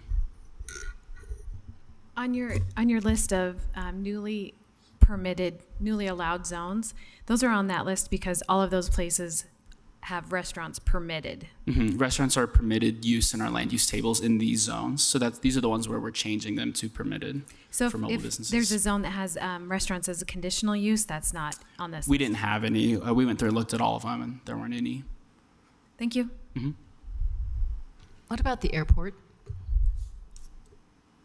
Airport has its own regulations. So in the definition of airport, we allow any type of accessory use. So things like retail and restaurants, it's included in the definition of airports. So when they apply for a business license in the airport zone, then they're just permitted. So you can't put a cart out on the sidewalk where people are waiting for Ubers or something. No, Public not street. really. It's not in the airport. You couldn't, and that's because the FAA has very strict regulations on what can happen within certain proximity to the actual terminal of the airport. So they actually control what happens outside of those. Maybe that should be part of this ordinance to be very clear, because it's not, it was the first thing I thought of was the airport. Because it's already a no parking type of area, they couldn't get their equipment there anyway. So. Yes, they're only allowed to park where a vehicle would be able to park. But we're also talking about hand cart kind of stuff too, which could park in the garage and move their hand cart right over, right? It's also not listed as a permitted use in the airport zone, so it wouldn't be permitted if somebody were to try to operate. They would just get shut down or reported. That's fair. Thank you. Mm-hmm. That's fair. Okay. I guess kind of procedurally, so a mobile business applies to have a license, and then now with this, they would be able to work in any of those zones, but they can't just pull up anywhere or if it's blocking traffic or something. Yeah, so they do have to have a business license, and they are not allowed to operate in any place that impedes vehicle traffic. There's a lot of regulations that are in place for that. So you can't block a street or sidewalk. You can't impede vehicle traffic. You can't be in a sight distance triangle. You can't be in a driveway. You can't be in a place that's deemed dangerous. So that leaves some room for interpretation. But there are plenty of regulations. But theoretically, you could pay for a parking stall and not have to check in with the city to be able to do that, right? They do have to have a business license. Yeah. Okay. Mm-hmm. And then they also have additional regulations with the county. So the county has a long list of things that they have to meet. So like restroom agreements with business owners and just a whole list of things that they have that would also affect where they can operate. Okay. So if there's a tree lawn, can they pull up next to a tree lawn so the customers would then have to stand on the tree lawn or make an order? Like a park strip? Yeah, like a park strip. Uh-huh. No, so one of the places where they're not allowed to operate is on a park strip. They also cannot operate, they can't face and serve people on the street, so they can't. I understand that, but park strip is so prohibited. They basically can't operate anywhere there's a park strip. I mean, if you're talking about a food truck. They can't park on the park strip. They can't park on the park strip, but can their customers stand on the park strip to make an order in the food truck that's in the parking space next to the park strip? Yes. So if they met all the requirements for the public right of way, yes. But I mean, it's a very restrictive list as far as where they can be. But hypothetically, yes, they could be serving people that are standing on the sidewalk or park strip. Okay. So in opening it up to retail businesses as well, do land uses just map similarly? Basically, like whatever kind of retail business is allowed in an area would then be a mobile retail business of that kind. And so the definition of mobile business encompasses retail and restaurants, so they'll just be allowed in the same zones. Our definition of retail is pretty broad, so it will encompass a lot of different things. It could be a retail service or a retail sale. I'm not really sure if that answers your question. So you have to be selling food and beverage, right? No. Or you can just sell T-shirts from your mobile van. The state code says they are allowed to sell services and goods. That's different from what we had before, which was food and beverage. And for vending carts, they could sell flowers and newspapers. Okay. We decided to include retail. Well, the language in the state code just says we have to allow where restaurants are allowed. We decided to expand to retail because there's only 3 other districts that allow retail and don't allow restaurants. And a restaurant, if they don't have seating area, we could call it retail. And sometimes we do, like a coffee shop. So that's the reason. Gotcha. And there's language about not serving in the street. Is it that they have to serve? So it is that you have to parallel park. Mm-hmm. I see. So angled parking is not allowed. Okay. And then do they have to serve off of the side that faces the sidewalk, or can it be to the back? I'm thinking of I go to Abbott Kinney in LA, like where it's so busy and real estate's so expensive. People pull up basically like old U-Haul trucks, and they're actually like T-shirt shops inside them, and they just roll the back of them up and then sell out the back of them.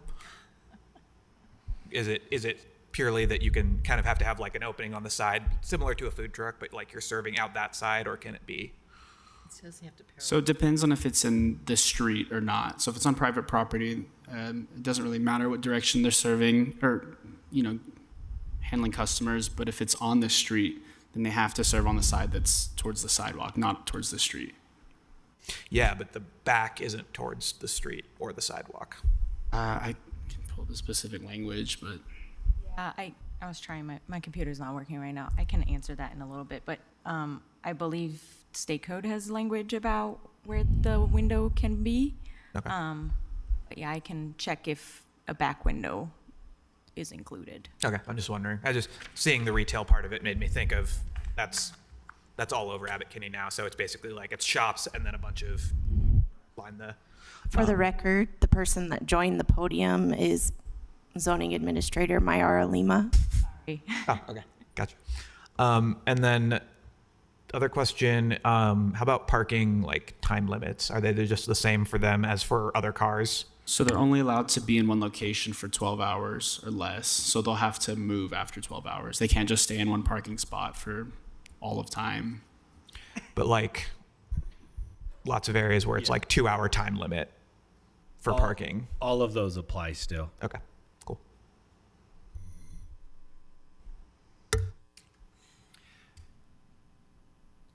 Does a theater company count as a service? Are you talking about Plan B? Is that a real question? Yeah. There is a mobile dance company. If a cart Dog or grooming, truck yeah, could that's a sell service. goods and services, could they sell guns out of a? Is that a If the prohibited use? the state grants them a license, I don't know how we can say no to it.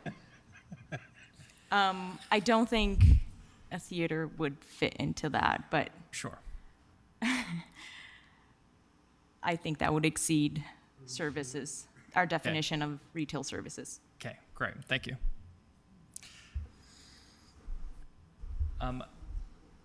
Do we want to make it open up for public comment and then make a motion? Yeah, let's go ahead and open the public hearing. If anyone would like to give public comment, Cindy, go ahead. State your name for the record, and you'll have 2 minutes. Cindy Cromer, and I'm sorry to be a frequent flyer tonight, but Doug Dancy did some really exhaustive research before his retirement in 2019 on the use of commercial establishments within our park spaces. He did a national search. I am concerned that I see public lands I see the 2 public land zones here, and I will need to look at the staff report to see how the businesses play out in our public lands. And I hope public lands is prepared for the change. So before it gets to the city council, I'll study the staff report. I haven't done that. Thank you. So does that mean that these would be allowed in public parks? So most public parks are zoned open space, zoned But they're OS. not so they're actually, I need to officially close the public hearing first. Have we received any emails? Okay, we will go ahead and close the public hearing. Are you done? address the public lands issue. So the food trucks around public lands would be able to park on the street. Vending carts on private property, and if it's city-owned property, would have to get permission from parks, if parks own it. Typically, they don't do those agreements unless it's for an event, but we decided to let that be a decision from public lands.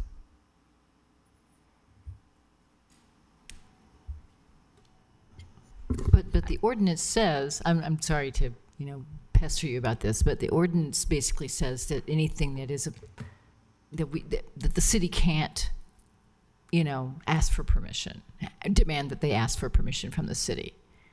And the city is part of public lands is part of the city.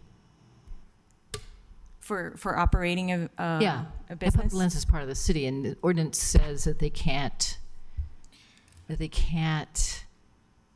we won't be demanding that they ask permission to be on this public lands, on this public sidewalk, or on this public street.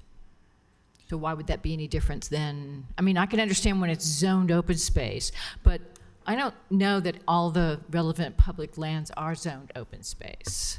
So there's going to be a significant discrepancy here between, what dedicated public rights of way and how those are treated, and how the city can act and public lands can act in its, city-owned property role. Those are very different hats.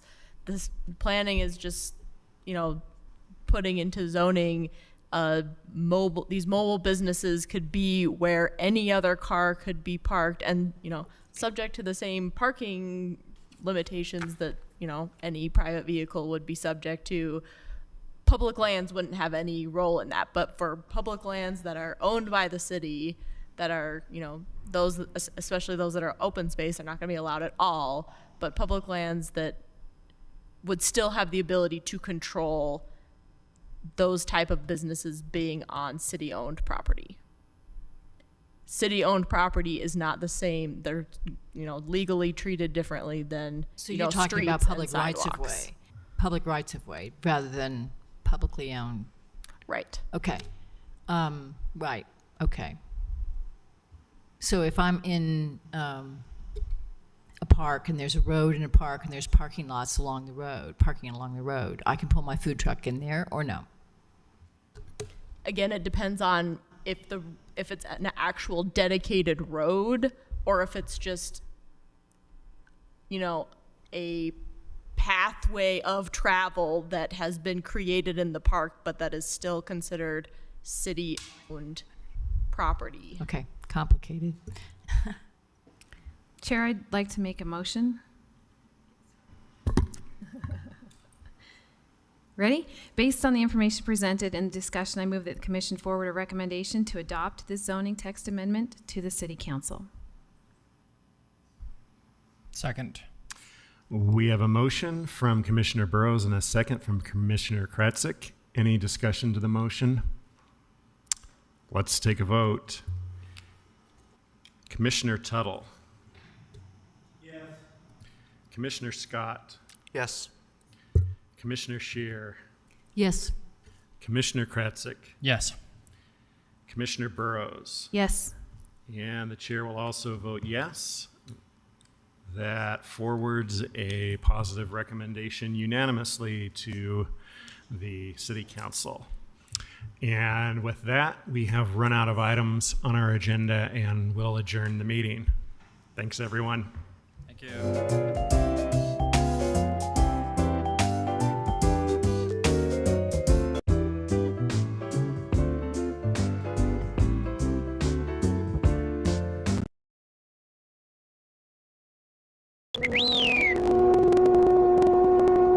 Artu, do you really think I don't have a heart?